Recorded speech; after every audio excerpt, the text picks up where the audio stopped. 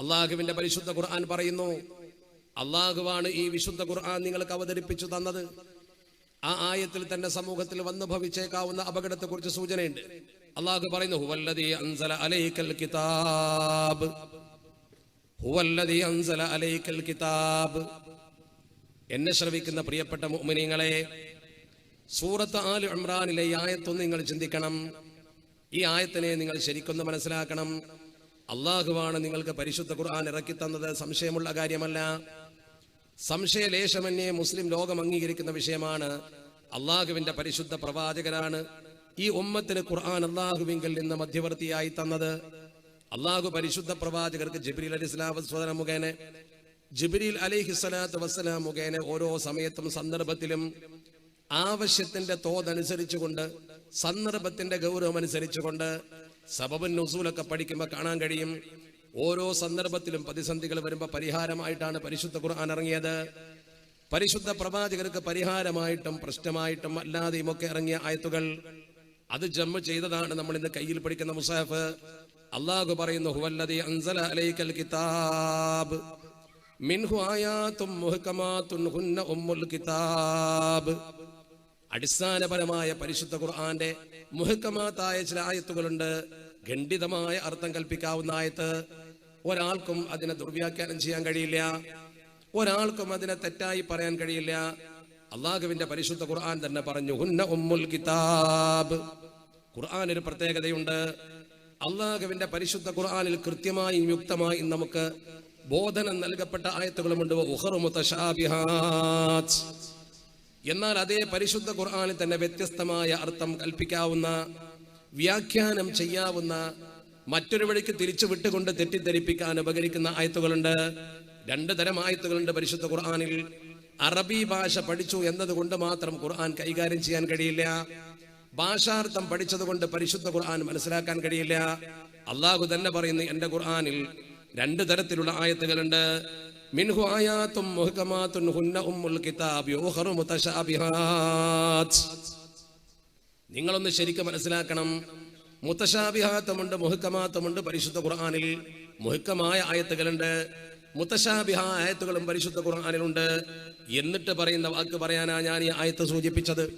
ഇത് രണ്ടും പറഞ്ഞുകൊണ്ട് പടച്ച റബ്ബ് പറയുന്നു, അല്ലാഹ് തന്നെയാണ് പറയുന്നത്, വ്യാഖ്യാനങ്ങളല്ല പറയുന്നത്, പരിശുദ്ധ ഖുർആനാ പറയുന്നത്. എന്റെ ശബ്ദം കേൾക്കുന്ന പ്രിയപ്പെട്ട മുഅ്മിനീങ്ങളെ, ചിന്തിക്കണം നിങ്ങൾ. നമ്മുടെ പരിശുദ്ധ ഖുർആൻ നമ്മുടെ ജീവിതത്തിന്റെ അണിരേഖയാണ്, പരിശുദ്ധ ദീനുൽ ഇസ്ലാമിന്റെ അടിത്തറയാണ്. ആ അടിത്തറയാകുന്ന പരിശുദ്ധ ഖുർആൻ ആയത്തിൽ പടച്ച റബ്ബ് പറയുകയാണ്, ഈ ഖുർആനിൽ രണ്ടു തരത്തിലുള്ള ആയാത്തുകളുണ്ട്. ഒന്ന് നേരെ അർത്ഥം പറഞ്ഞുകൊണ്ട് ഒരിക്കലും ദുർവ്യാഖ്യാനം ചെയ്യാൻ കഴിയാത്ത കൃത്യമായ അർത്ഥമുള്ള ഖണ്ഡിതമായ തീരുമാനം. മറ്റൊന്ന് ജനങ്ങൾക്ക് ദുർവ്യാഖ്യാനം ചെയ്യാൻ പറ്റുന്ന ആയത്തുകൾ. ശരിക്കതിന്റെ വ്യാഖ്യാനം അല്ലാഹു മറ്റുള്ളവർക്ക് പഠിപ്പിച്ചു കൊടുത്തിട്ടില്ല, എന്നാൽ അല്ലാഹുവിന്റെ പരിശുദ്ധ പ്രവാചകർക്ക് പഠിപ്പിച്ചു കൊടുത്തു. എന്നാൽ പ്രവാചകർക്ക് പോലും ചില വാചകങ്ങളുടെ അർത്ഥം അലിഫ് ലാം മീം എന്നൊക്കെ പറയുമ്പോൾ അലിഫും ലാമും മീനും ഓരോ ഹർഫുകളാണ്. എന്താണ് അതിന്റെ സാരമെന്ന് ഖണ്ഡിതമായി പറയാൻ കഴിയില്ല. അങ്ങനെയുള്ള ആയത്തുകളുമുണ്ട്. വിശുദ്ധ ഖുർആൻ വിജ്ഞാനത്തിന്റെ ഒരു കലവറയാണ്. ആ പരിശുദ്ധ ഖുർആനെ കുറിച്ച് നമ്മൾ എത്ര ചിന്തിച്ചാലും അത്ഭുതപ്പെടേണ്ടി വരും. അതുകൊണ്ടാണല്ലോ ഈ പരിശുദ്ധ ഖുർആൻ അല്ലാഹുവിന്റെ പരിശുദ്ധ ഹബീബിന് ജബലുന്നൂറിന്റെ ഉച്ചിയിൽ പരിശുദ്ധ പ്രവാചകർ ഇരുന്നിരുന്ന ആ ഹിറാ ഗുഹയിൽ വന്ന് ജിബ്രീൽ അലൈഹിസ്സലാത്തു വസ്സലാം ഓതിക്കൊടുക്കുമ്പോൾ നബി തങ്ങൾ വിറച്ചു പോയത്. ധൈര്യവാനായ നബി തങ്ങൾ വിറച്ചു പോയല്ലോ, പരിശുദ്ധ പ്രവാചകർക്ക് പനിച്ചു പോയല്ലോ. എന്നെ ആരോ പേടിപ്പിച്ചിട്ടുണ്ട്, ഖദീജ ഖവ്വഫനി അഹദും എന്ന് പറഞ്ഞുകൊണ്ട് നബി തങ്ങൾ ഇറങ്ങി വന്നില്ലേ, ജമ്മിലൂനി എന്ന് പറഞ്ഞില്ലേ.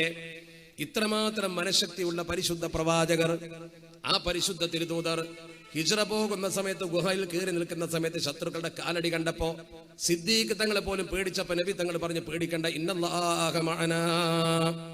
ആ ധൈര്യമുള്ള നബി തങ്ങൾ വിശുദ്ധ ഖുർആന്റെ ആയത്ത് ഓതി കൊടുത്തപ്പോ പേടിച്ച് വിറച്ചു പോയി. അല്ലാഹു തന്നെ പറഞ്ഞില്ലേ, ലൗ അൻസൽനാ അദൽ ഖുർആന അലാ ജബലിൻ ലറഅയ്തഹു ഖാശിഅൻ മുതസദ്ദിഅൻ മിൻ ഖശിയത്തില്ലാഹ്. ഈ പരിശുദ്ധ ഖുർആനെങ്ങാനും ഏതെങ്കിലും ഒരു പർവ്വത ശിഖരത്തിന്റെ മുകളിൽ ഇറക്കിയിരുന്നുവെങ്കിൽ ആ പർവ്വതം പൊട്ടിത്തകർന്നു പോകുമായിരുന്നേനെ. എന്ത് ഗൗരവമാണത്! എന്റെ ശബ്ദം കേൾക്കുന്നവരെ ചിന്തിക്കണം നിങ്ങൾ, ശ്രദ്ധിക്കണം നിങ്ങൾ. അല്ലാഹു പറയുന്നു ഈ ആയത്തിന്റെ ശേഷം, ഫഅമ്മല്ലദീന ഫീ ഖുലൂബിഹിം സയ്ഉൻ, ഫഅമ്മല്ലദീന ഫീ ഖുലൂബിഹിം സയ്ഉൻ, മനസ്സിൽ വക്രതയുള്ള ആളുകൾ. മനുഷ്യർ പലതരമാണ്. നേരാവണ്ണം ചിന്തിക്കുന്നവർ, കാര്യങ്ങളൊക്കെ നേരിട്ട് നോക്കുന്നവർ. എന്നാൽ എവിടെയാണ് കുഴപ്പമുള്ളത്, എവിടെയാണ് വഞ്ചനക്ക് പഴുതുള്ളത്, എവിടെയാണ് അപകടത്തിന് പഴുതുള്ളത് എന്ന് പറഞ്ഞുകൊണ്ട് മനുഷ്യർക്കിടയിൽ ഭിന്നതയുണ്ടാക്കുവാനും ഭിന്ന വീക്ഷണമുണ്ടാക്കുവാനും വളഞ്ഞ മനസ്സുമായി പോകുന്ന ആളുകളുണ്ട്.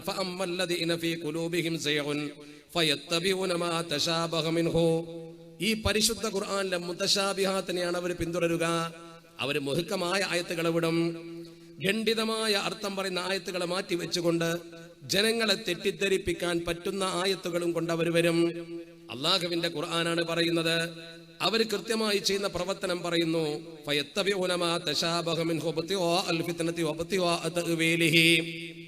കുഴപ്പമുണ്ടാക്കുന്നതിനും ദുർവ്യാഖ്യാനം ചെയ്യുന്നതിനും വേണ്ടി അവരത്തരം ആയത്തുകളുടെ പിന്നാലെ കൂടും. ഖണ്ഡിതമായ ആയത്തുകൾ അവിടെ വെച്ചിട്ട് ദുർവ്യാഖ്യാന സാധ്യതയുള്ള ആയത്തുകളെ പിന്നിലേക്ക് അവർ പോകും. വിശുദ്ധ ഖുർആൻ പറയുന്ന വാക്ക് നോക്കണം നിങ്ങൾ. വമാ യഅലമു തഅ്വീലഹു ഇല്ലല്ലാഹ്. ആ ആയത്തുകളുടെ അർത്ഥം ശരിക്ക് പടച്ചറബിനല്ലാതെ മറ്റാർക്കും അറിയില്ല. അള്ളാഹുവിന് മാത്രമേ അതിന്റെ ശരിയായ അർത്ഥം എന്തെന്നറിയൂ. വറാസിഖൂന ഫിൽ ഇൽമ്, ആഴത്തിൽ പാണ്ഡിത്യമുള്ള പണ്ഡിതന്മാർ, റുസൂഖുള്ള പണ്ഡിതന്മാർ, ജ്ഞാനികൾ, അഗാധ ജ്ഞാനികൾ എന്ന് വേണമെങ്കിൽ പറയാം.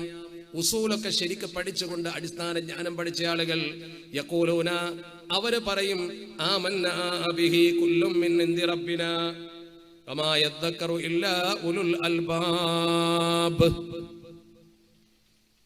എന്നാൽ അങ്ങനെ ചിന്തിക്കുവാനും മനസ്സിലാക്കുവാനും തന്റെ ഇടവും ബുദ്ധിയുമുള്ളവർക്കേ കഴിയൂ.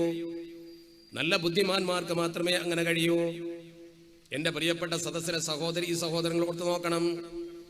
ഈ ആയത്തിനെ അള്ളാഹു അവതരിപ്പിച്ചത് എന്തിനാണ്? ഖുർആനും കൊണ്ട് പലരും നിങ്ങളെ മുമ്പിൽ വരും. അള്ളാഹുവിന്റെ പരിശുദ്ധ ഖുർആനാണെന്ന് പറഞ്ഞുകൊണ്ട് പലരും നിങ്ങളടുത്ത് വരും. ഖുർആന്റെ ആയത്തുകൾ ഓതും, വ്യാഖ്യാനിക്കും. വ്യാഖ്യാന സാധ്യതകളുള്ള ആയത്തുകളും സാധ്യതയില്ലാത്തവയും പരിശുദ്ധ ഖുർആനിലുണ്ട്. അതുകൊണ്ട് തന്നെ നമ്മൾ ചിന്തിക്കണം. വിശുദ്ധ ഖുർആൻ ഓതി പറയുമ്പോൾ ആ പരിശുദ്ധ ഖുർആന്റെ ശരിയായ അർത്ഥം എന്തെന്ന് പറയാൻ നമുക്ക് ആർക്കും കഴിയില്ല. പൂർവിക മുഫസ്സിരീങ്ങൾ എന്താണോ ഈ ഉമ്മത്തിനെ പഠിപ്പിച്ചത് അതാണ് അതിന്റെ അർത്ഥം. അള്ളാഹുവിന്റെ പരിശുദ്ധ ഹബീബ് അഷ്റഫുൽ ഖൽഖ് മുഹമ്മദ് മുസ്തഫ സ്വല്ലല്ലാഹു അലൈഹി വസല്ലമ തങ്ങൾ തന്റെ മുമ്പിലിരിക്കുന്ന പുണ്യ സ്വഹാബത്തിന് പഠിപ്പിച്ചു കൊടുത്തിട്ടുണ്ട് പരിശുദ്ധ ഖുർആൻ. ആ പരിശുദ്ധ ഖുർആൻ അല്ലാഹ് തന്നെ പറഞ്ഞിട്ടുണ്ട്, ഞാൻ നിങ്ങളുടെ കൽബിൽ പരിശുദ്ധ ഖുർആനെ ജമ്മ ചെയ്തു തരും. എന്നിട്ട് പടച്ച റബ്ബ് തന്നെ പറഞ്ഞൊരു വാചകമുണ്ട്, തുമ്മ ഇന്ന അലൈന ബയാന, തുമ്മ ഇന്ന അലൈന ബയാന. എന്റെ പരിശുദ്ധ ഖുർആനെ ഞാൻ തന്നെ നിങ്ങൾക്ക് വ്യാഖ്യാനിച്ചു തരും. നമ്മൾ ധൃതി കൂട്ടണ്ട, നിങ്ങൾ ധൃതി കൂട്ടണ്ട എന്ന് പിത്തങ്ങളോട് പോലും പറഞ്ഞിട്ടുണ്ട്. ലി തഅജ്ജല ബിഹി എന്ന് പരിശുദ്ധ ഖുർആന്റെ പ്രയോഗമുണ്ട്. ധൃതി കൂട്ടണ്ട. നമ്മൾ രണ്ട് വാക്ക് അറബി പഠിച്ചു, അല്ലെങ്കിൽ അറബി സാഹിത്യത്തിൽ ബിരുദം നേടി, അല്ലെങ്കിൽ PG നേടി, PhD നേടി എന്നതുകൊണ്ട് ഖുർആന്റെ അടുത്തേക്ക് എടുക്കണ്ട. എന്താ കാരണം? അള്ളാഹുവിന്റെ പരിശുദ്ധ ഖുർആൻ വ്യാഖ്യാനിക്കാൻ ഉസൂൽ അറിയണം. ആ ഉസൂൽ അറിയുന്ന പൂർവികർ വ്യാഖ്യാനിച്ച പോലെ തന്നെ വ്യാഖ്യാനിക്കണം. മനസ്സിൽ വക്രതയുള്ളവൻ ഖുർആന്റെ ആയത്തെടുത്തുകൊണ്ട് മനുഷ്യനെ പറ്റിക്കും. അതുകൊണ്ട് തന്നെയാണ് ഖുർആൻ മറ്റൊരു സ്ഥലത്ത് പറഞ്ഞു, യഹ്ദീ ബിഹി കസീറാ വയുദില്ലു ബിഹി കസീറാ. ഈ പരിശുദ്ധ ഖുർആൻ ജനങ്ങളെ നന്നാക്കും. അതേ ഖുർആൻ ഉപയോഗിച്ചുകൊണ്ട് ജനങ്ങളെ വഴിതെറ്റിക്കുകയും ചെയ്യും. ആളുകളെ ചേരിതിരിക്കും പരിശുദ്ധ ഖുർആൻ കൊണ്ട്. എത്ര പേർ പരിശുദ്ധ ഖുർആൻ കൊണ്ട് ആളുകളെ ചേരിതിരിച്ചിട്ടുണ്ട്? നമ്മുടെ നാട്ടിലെ അനുഭവങ്ങളെ കുറിച്ച് നോക്ക് നിങ്ങൾ. ഇത്രമാത്രം മുഹ്കമാത്തായ ആയത്തുകൾ ഉണ്ടായിട്ടും അതിന്റെ അപ്പുറത്തേക്ക് പോയിട്ട് ജനസമൂഹത്തെ വഞ്ചിക്കാൻ ആയത്തുകൾ എടുത്തു. സത്യത്തിന് ആ ആയത്തുകൾ ശരിക്ക് പ്രഥമ തെറ്റിയാൽ തന്നെ പരിശോധിച്ചാൽ സത്യം ബോധ്യപ്പെടാവുന്നതേ ഉള്ളൂ. ഞാൻ എപ്പോഴും സൂചിപ്പിക്കാറുണ്ട്, ഒന്ന് നമ്മുടെ ചേകനൂർ മൗലവി വന്നുകൊണ്ട് നമ്മുടെ സമൂഹത്തോട് എന്താ പറഞ്ഞത്? പണ്ഡിതനായിരുന്നവല്ലോ. പഠിച്ച് പണ്ഡിതനായൊരു വ്യക്തി എന്ന് പറഞ്ഞാൽ ഇൽമുണ്ട്. അദ്ദേഹം ബാക്കിയാത്തിൽ പഠിച്ച വ്യക്തിയാണ്. പക്ഷെ ആ ഇൽമിൽ ബറക്കത്തില്ലാത്തത് കൊണ്ട്, ആ ഇൽമിൽ ബറക്കത്തില്ലായ്മ കൊണ്ട് അദ്ദേഹത്തിന് കാര്യം ശരിക്ക് വളച്ചു കെട്ടി പറയേണ്ടി വന്നു. അദ്ദേഹം നമ്മുടെ സമൂഹത്തിൽ പറഞ്ഞ വാക്കെന്താ?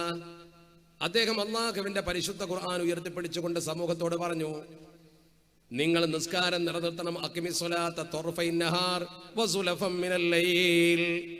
ത്വറഫൈൻ നഹാർ, പകലിന്റെ രണ്ടു ഭാഗത്ത് നിങ്ങൾ നിസ്കരിക്കണം. പിന്നെ രാത്രിയിൽ നിന്ന് അല്പവും നിങ്ങൾ നിസ്കരിക്കണം. അവിടെ സുൽഫത്തല്ല സുലഫാണ് പറഞ്ഞത് എന്ന് പോലും ചിന്തിക്കാതെ ജമ്മാക്കാൻ പറ്റുന്ന അക്കലുൽ ജമ്മിന്റെ പദമെങ്കിലും ഉണ്ട് അവിടെ. 2 നിസ്കാരമുണ്ടല്ലോ, അതിനിടയ്ക്ക് അദ്ദേഹം പറഞ്ഞ എന്താ, പകലിന്റെ 2 തെല്ലിൽ മാത്രം നിസ്കരിക്കണമെന്ന് പറഞ്ഞു. എന്നിട്ട് അദ്ദേഹം പറഞ്ഞു 3 നിസ്കാരമേ ഉള്ളൂ, ബാക്കി 2 എണ്ണം വിട്ട് കളഞ്ഞു. അതിന് തെളിവായി അല്ലാഹുവിന്റെ പരിശുദ്ധ ഖുർആന ഉദ്ധരിച്ചത്. അതുപോലെ ചില ത്വരീഖത്തുകാർ വന്നുകൊണ്ട് നമ്മളോട് പറഞ്ഞില്ലേ, വഅബ്ദു റബ്ബക ഹത്താ യഅതിയകൽ യഖീൻ, അല്ലാഹ് ഉണ്ടെന്ന് ബോധ്യപ്പെടുന്നത് വരെ നിങ്ങൾ നിസ്കരിച്ചാൽ മതി എന്നർത്ഥം വെച്ചു. നിങ്ങൾ അല്ലാഹുവിനെ ആരാധിക്കൽ അല്ലാഹ് ഉണ്ടെന്ന് ബോധ്യപ്പെടും വരെയാണ്. ബോധ്യപ്പെടാനാണ് ആരാധന, ബോധ്യപ്പെട്ടാൽ പിന്നെ വേണ്ട. ആ രീതിയിൽ അതിനെ അർത്ഥം വെച്ചുകൊണ്ട് ജനസമൂഹത്തെ വഞ്ചിച്ചു. ഫഅമ്മല്ലദീന ഫീ ഖുലൂബിഹിം സൈഖുൻ ഫയത്തബിഊന മാ തശാബഹ മിൻഹു ഇബ്തിഗാഅൽ ഫിത്നതി വബ്തിഗാഅ തഅ്വീലി വമാ യഅലമു തഅ്വീലഹു ഇല്ലല്ലാഹ്. അല്ലാഹുവിന്റെ പരിശുദ്ധ ഖുർആൻ പറഞ്ഞ പോലെ തന്നെ സംഭവിച്ചു. ഇത് പണ്ട് മുതലേ സംഭവിച്ചു വന്നൊരു സംഗതിയാണ്. അതുകൊണ്ട് തന്നെ നിങ്ങളൊക്കെ ശ്രദ്ധിക്കേണ്ട ഒരു പ്രധാനപ്പെട്ട കാര്യമുണ്ട്. ഈ ആയത്ത് നിങ്ങൾ പരിശുദ്ധ ഖുർആനിൽ ഓതിയിട്ട് സൂറത്ത് ആലു ഇമ്രാനിലെ ഈ 7ാമത്തെ ആയത്ത് ഓതിയിട്ട് നിങ്ങൾ 8ാമത്തെ ആയത്തിന്റെ അതൊന്ന് ഓതി നോക്ക്. സൂറത്ത് ആലു ഇമ്രാനിലെ 7ാമത്തെ ആയത്താണ് ഞാൻ ഇതുവരെ പറഞ്ഞത്. ആ 7ാമത്തെ ആയത്തിന്റെ തൊട്ടടുത്ത ആയത്ത് എന്താ? റബ്ബനാ ലാ തുസിഹ് ഖുലൂബനാ ബഅദ ഇദ് ഹദൈതനാ വഹബ് ലനാ മിൻ ലദുൻക റഹ്മ ഇന്നക അൻതൽ വഹാബ്. എന്തിനാണ് അങ്ങനെ ഒരു പ്രാർത്ഥന പരിശുദ്ധ ഖുർആൻ നമ്മളോട് പറയാൻ പറഞ്ഞത്? എന്താണ് ആ പ്രാർത്ഥനയുടെ അർത്ഥം? റബ്ബനാ ലാ തുസിഹ് ഖുലൂബനാ ബഅദ ഇദ് ഹദൈതനാ, പടച്ചവനെ ഞങ്ങൾ നേർവഴിക്ക് വന്ന ശേഷം നേർവഴിയിൽ ഞങ്ങൾ വന്ന ശേഷം പിന്നെ ഞങ്ങളെ മനസ്സുകളെ നീ വഴിതെറ്റിക്കല്ലേ. എന്താണ് ഈ പ്രാർത്ഥനയ്ക്ക് സാരാംശം? നോക്കൂ നിങ്ങൾ. നമ്മളോട് അല്ലാഹു ദുആ ചെയ്യാൻ വേണ്ടി പരിശുദ്ധ ഖുർആനിൽ പഠിപ്പിക്കുകയാണ്, റബ്ബനാ ലാ തുസിഹ് ഖുലൂബനാ ബഅദ ഇദ് ഹദൈതനാ, നേർമാർഗത്തിൽ വന്ന ശേഷം പിന്നെ പടച്ചവനെ ഞങ്ങളെ നീ വഴിതെറ്റിക്കല്ലേ. നേരായി പരിശുദ്ധ ദീൻ പഠിച്ച് വിശ്വസിച്ച് ദീനിൽ വന്ന ശേഷം പിന്നെ കുറച്ച് കൂടുതൽ അറബിയൊക്കെ പഠിച്ച് ഖുർആന്റെ ആയത്തെടുത്ത് സ്വന്തം അർത്ഥം വെക്കാൻ തുടങ്ങും. അങ്ങനെ നമ്മൾ തന്നെ വഴി പിടിച്ച് മറ്റൊരു മാർഗത്തിലേക്ക് അങ്ങനെ പോകും. ആ മാർഗത്തിലേക്ക് പോകുന്നൊരവസ്ഥ പടച്ചവനെ ഞങ്ങൾക്ക് ഉണ്ടാക്കല്ലേ, മുഅ്മിനായ ശേഷം പിന്നെ ഞങ്ങളെ വഴിതെറ്റിക്കല്ലേ എന്നതിന്റെ അർത്ഥം. അല്പസ്വല്പമൊക്കെ ദീൻ പഠിച്ചാൽ പിന്നെ വഴിതെറ്റുന്ന ഇത്തരം ചർച്ചകളിലും സ്വഭാവത്തിലുമൊക്കെ പങ്കെടുക്കും, ദുർവ്യാഖ്യാനം ചെയ്യും. സാധാരണക്കാർക്ക് അത് ഓതി കൊടുക്കുന്നത് പഠിക്കുകയുള്ളൂ സാധുക്കൾ. നേരെ മറിച്ച് അല്പം വിദ്യാഭ്യാസമൊക്കെ നേടുമ്പോൾ, കുറച്ച് ഉയരുമ്പോൾ അവർക്ക് അഹ്ലുസുന്നത്തി വൽ ജമാഅത്ത് മതിയാകാതെ വരുന്നത് എന്തുകൊണ്ടാ? സ്വന്തമായി ഖുർആൻ കൊണ്ട് കളിക്കുന്നത് കൊണ്ടാണ്, വിശുദ്ധ ഖുർആന് സ്വന്തമായി അർത്ഥം വെക്കുന്നത് കൊണ്ടാണ്. ഈ ഒരു പ്രവണത നമ്മുടെ സമൂഹത്തിൽ ആര് കൊണ്ടുവന്നോ ആ കൊണ്ടുവന്നവരൊക്കെ സമൂഹത്തിൽ ഭിന്നതയുണ്ടാക്കി, സമൂഹത്തിൽ വ്യാപകമായി ചേരിതിരിവുണ്ടാക്കി. നേരെ മറിച്ച് അല്ലാഹുവിന്റെ പരിശുദ്ധ ഖുർആൻ ജനങ്ങളോട് പറയുന്നത് ഒരുമിച്ച് നിൽക്കണം എന്നാണ്. ഒരുമിച്ച് നിൽക്കണമെന്ന് പരിശുദ്ധ ഖുർആൻ പറയാൻ. ആ പരിശുദ്ധ ഖുർആന്റെ നിർദ്ദേശം പോലും ലംഘിച്ചുകൊണ്ട് മുസ്ലിങ്ങൾ 100 ചേരിയായില്ലേ ലോകത്ത്. എന്താണ് ഇതിന്റെ അടിത്തറ? നിങ്ങൾ പരിശോധിച്ച് നോക്ക്. അല്ലാഹുവിന്റെ പരിശുദ്ധ തിരുദൂതർ പഠിപ്പിച്ചതിനെ തെറ്റായി സമൂഹത്തിൽ വ്യാഖ്യാനിച്ചുകൊണ്ട് ഈ സമുദായത്തെ ചേരിതിരിപ്പിക്കുന്ന പ്രവർത്തനം. ഇത് പറയുമ്പോൾ സുന്നത്ത് ജമാഅത്തിനെ എതിർത്തുകൊണ്ട് അവർ പറയും, അങ്ങനെയാണെങ്കിൽ സുന്നത്ത് ജമാഅത്തിൽ വിശ്വസിക്കുന്ന ആളുകൾ ഒരേ ഐക്യത്തിൽ നിൽക്കേണ്ട സ്ഥാനത്ത് 4 മദ്ഹബുകളായി ചേരിതിരിഞ്ഞില്ലേ? ആ മദ്ഹബിനെ കുറിച്ച് പറയുമ്പോൾ ചിന്തിക്കണം നിങ്ങൾ. മദ്ഹബുകൾ 4 എണ്ണമല്ല. മദ്ഹബുകൾ വ്യത്യസ്തമായി ലോകത്തിന് പക്ഷെ സ്വീകാര്യ യോഗ്യമായി മുസ്ലിം ഉമ്മത്ത് ഏകീകരിച്ചത് 4 മദ്ഹബേ ഉള്ളൂ. ആ 4 മദ്ഹബുകൾ ശരിക്കും നിങ്ങൾ പരിശോധിച്ചാൽ അത് നമ്മൾ സാധാരണഗതിയിൽ കവലപ്രസംഗം നടത്തും പോലെയല്ല.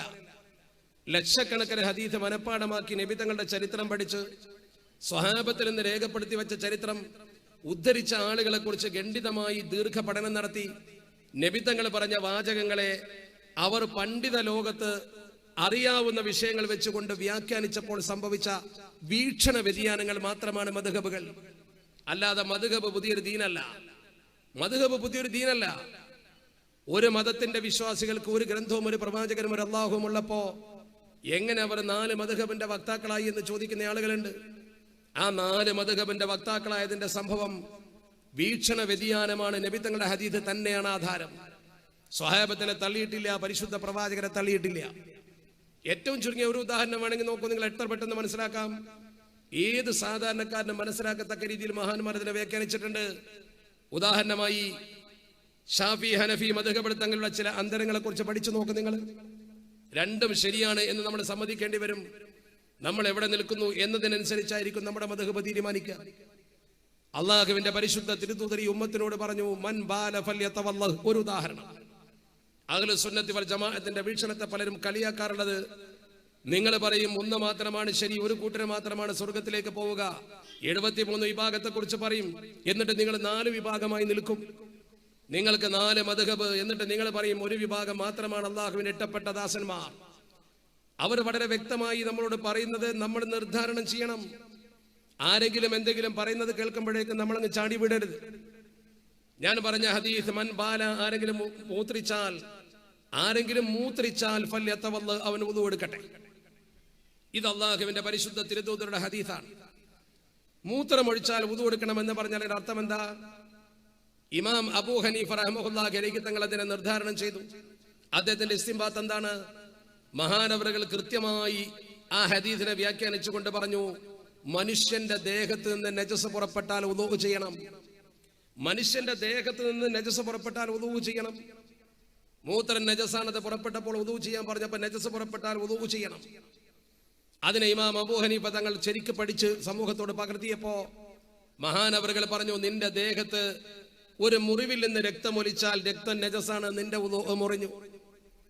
മനുഷ്യ ദേഹത്തുനിന്ന് നജസ് പുറത്തു വന്നാൽ അവന്റെ വുദൂ മുറിയുമെന്ന സൈദ്ധാന്തിക ദർശനം അനുസരിച്ചുകൊണ്ട് നിന്റെ കാലിൽ ഒരു മുറിവുണ്ട്, ഒരാൾ ആ കാലിലെ മുറിവിന്മേൽ ചവിട്ടി ചലം പൊട്ടിത്തെറിച്ചു, ചലം ഒലിച്ചു വന്നാൽ നജസാണ് നിന്റെ ദേഹത്തിന് പുറത്തു വീണത്, അതുകൊണ്ട് നിന്റെ വുദൂ മുറിഞ്ഞു. ഇമാം അബൂ ഹനീഫ തങ്ങൾ പറഞ്ഞു, നീ ഒരു ഛർദി ഛർദിച്ചു, വായി നിറച്ചൊരു ഛർദി, ആമാശത്ത് നിന്ന് വരുന്ന ഈ കൈ എന്ന് പറയുന്ന ഛർദി ഉണ്ടല്ലോ, അതൊരു മനുഷ്യന്റെ ദേഹത്ത് എവിടെയെങ്കിലുമായ നജസാണ് നമ്മളൊക്കെ സമ്മതിക്കുന്നുണ്ട്. ഏത് മദ്ഹബും സമ്മതിക്കുന്നുണ്ട്. പക്ഷെ അവന്റെ വായിൽ നിന്ന് പുറത്ത് കൂടുതൽ വന്നാൽ, വായി നിറച്ച് ഛർദിച്ചാൽ വുദൂ മുറിയുമെന്ന് ഇമാം അബൂ ഹനീഫ തങ്ങൾ എഴുതിയത് ഈ സാധനം നജസാണ്, ആ നജസ് ദേഹത്തിന് പുറപ്പെട്ടു എന്നതാണ് കാരണം. എന്നാൽ ഈ 3 സംഗതി കൊണ്ടും ഷാഫി മദ്ഹബിൽ വുദൂ മുറിയുന്നില്ല. എന്തുകൊണ്ട് മുറിയുന്നില്ല? ഹദീസ് ഒന്ന് തന്നെയുള്ളൂ. തെളിവായി ഉദ്ധരിക്കപ്പെട്ട ഹദീസ് ഒന്നാണ്, മൻ ബാല ഫല്യതവല്ലഹ്. ഇമാം ഷാഫി തങ്ങളുടെ വ്യക്തമായ കാഴ്ചപ്പാട് എന്താ? ഇമാമുന ഷാഫി തങ്ങളുടെ കാഴ്ചപ്പാട്, മനുഷ്യന്റെ ദേഹത്ത് നിന്ന് നജസ് പുറപ്പെടാൻ 2 ദ്വാരങ്ങളുണ്ട്. സബീലൈനി എന്ന് പറയുന്ന 2 ദ്വാരങ്ങളുണ്ട്. ആ 2 ഭാഗത്തു കൂടെ മാത്രം മൂത്രിക്കുകയോ കാട്ടിക്കുകയോ ചെയ്യുന്ന അവന്റെ അവയവത്തിലൂടെ മാത്രം എന്തെങ്കിലും പുറപ്പെട്ടെങ്കിൽ മാത്രമേ അവൻ വുദൂ ചെയ്യേണ്ടതുള്ളൂ. നജസ് പുറപ്പെടാൻ മനുഷ്യദേഹത്ത് അല്ലാഹു നേരത്തെ തന്നെ പഴുതുകൾ വെച്ചിട്ടുണ്ട്, അതിലൂടെ പുറപ്പെട്ടാലേ വുദൂ മുറിയൂ. ഛർദിച്ചത് നജസാണ്, പക്ഷെ അത് പുറപ്പെട്ടത് വായിലൂടെയാണ്. എവിടുന്നെങ്കിലും രക്തം പൊടിഞ്ഞാൽ വുദൂ മുറിയില്ല.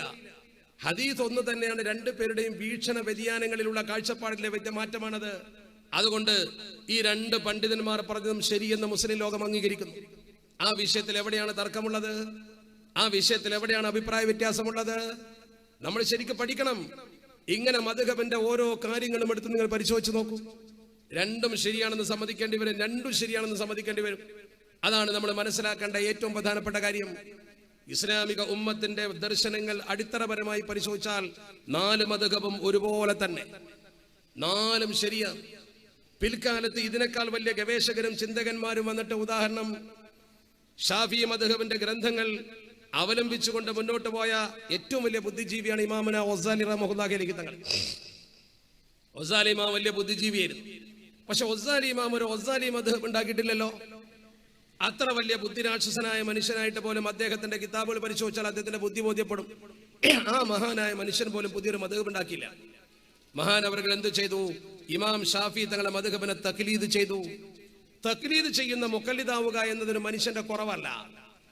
അങ്ങനെ ഒരു കുറവോ അത് ന്യൂനതയാണെങ്കിൽ ബഹുമാനപ്പെട്ട ഗസാലി ഇമാമിനെ പോലത്തെ ബുദ്ധിമാനായ ഒരു മനുഷ്യൻ അങ്ങനെ ചെയ്യൂല. പിന്നെ എന്തുകൊണ്ട് അദ്ദേഹം അങ്ങനെ ചെയ്തു? അദ്ദേഹം അങ്ങനെ ചെയ്തത് ആ രീതിയാണ് ശരിയെന്ന് ബോധ്യപ്പെട്ടത് കൊണ്ടാണ്. ഒരു മദ്ഹബ് പുതിയത് സൃഷ്ടിക്കലല്ല ശരി. പൂർവികർ പഠിച്ചു വെച്ച ലക്ഷക്കണക്കിന് ഹദീസ് മനപ്പാഠമാക്കിയ ഇമാമുന ഷാഫി തങ്ങൾ ആ മഹാനുഭാവനെ അനുധാവനം ചെയ്യാനായിരുന്നു പ്രവർത്തനം.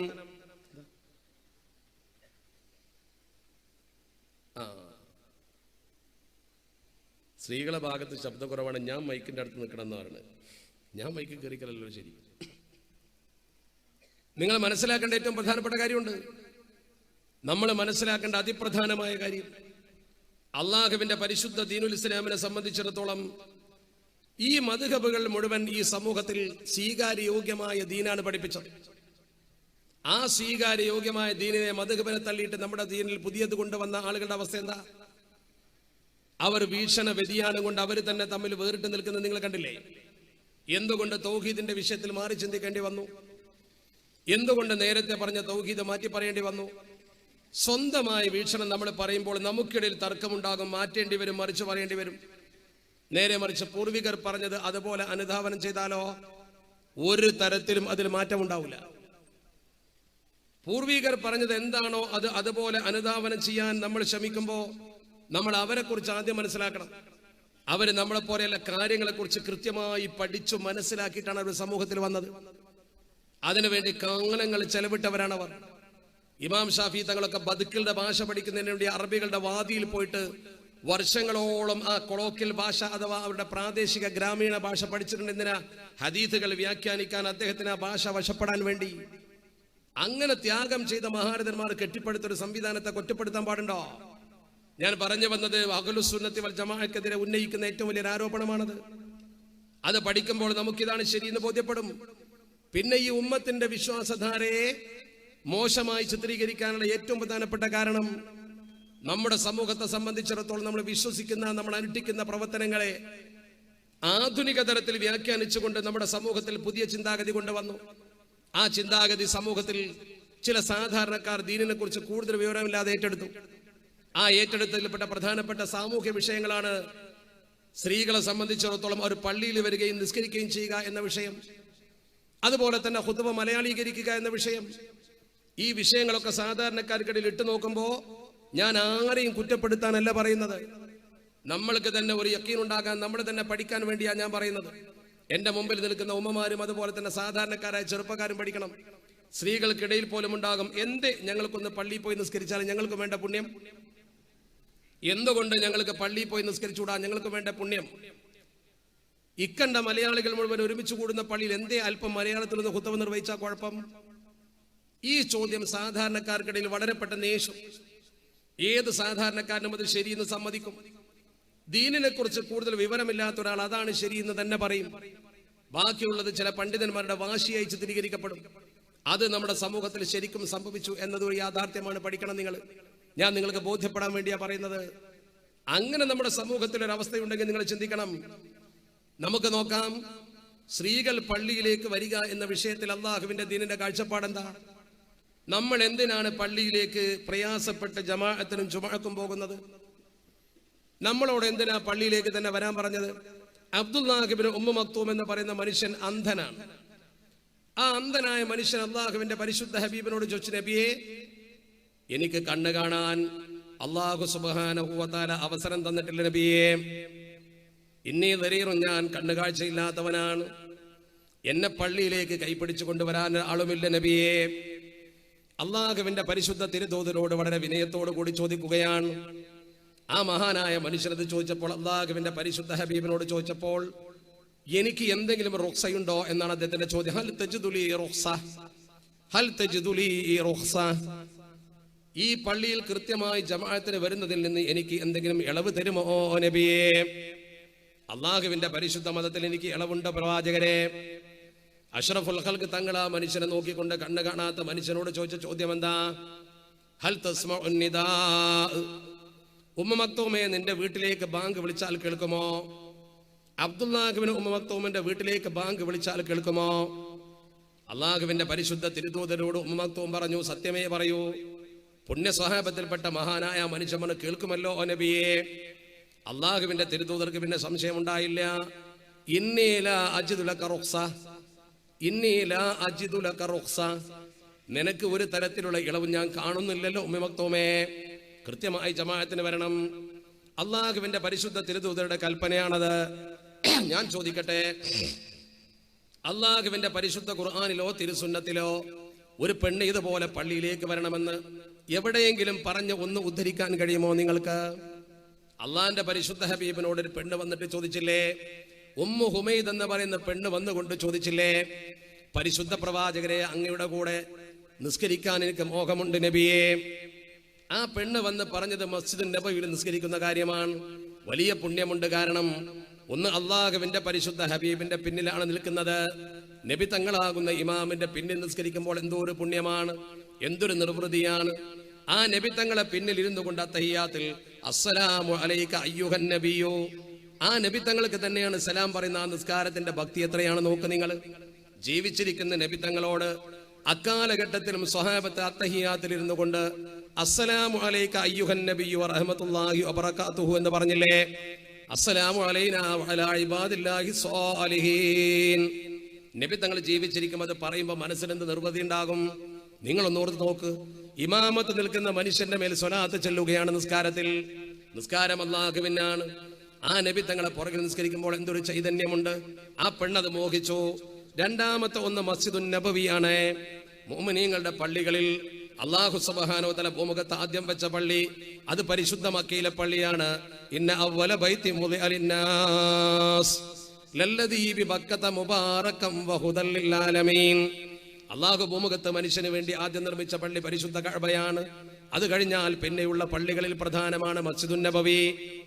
അല്ലാഹുവിന്റെ പരിശുദ്ധ ദീൻ പഠിപ്പിക്കുന്ന മൂന്നാമത്തെ പള്ളിയാണ് ബൈത്തുൽ മുഖദ്ദസ്. മസ്ജിദുൽ ഹറാം നിർമ്മിച്ച് 40 കൊല്ലം കഴിഞ്ഞ് നിർമ്മിക്കപ്പെട്ട പള്ളിയാണ്. കഅബ നിർമ്മിച്ച് 40 കൊല്ലത്തിന് ശേഷം നിർവഹിക്കപ്പെട്ട പള്ളിയാണ്. സുലൈമാൻ നബി അലൈഹി സ്വലാത്തു വസ്സലാമിന്റെ കാലത്ത്, ആദം നബി തങ്ങളുടെ കാലത്ത് തന്നെ എന്നും അഭിപ്രായമുണ്ട് ബൈത്തുൽ മുഖദ്ദസ്.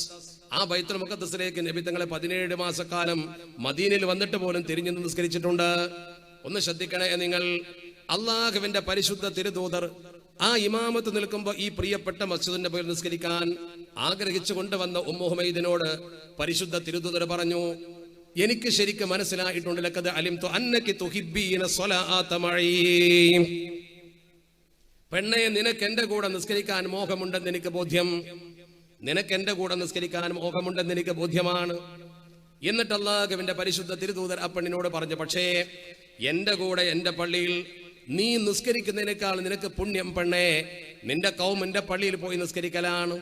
അന്നൊക്കെ കൗമിന് പള്ളിയുണ്ട്, അഥവാ കുടുംബ പള്ളിയുണ്ട്, ഗോത്രത്തിന് പള്ളിയുണ്ട്.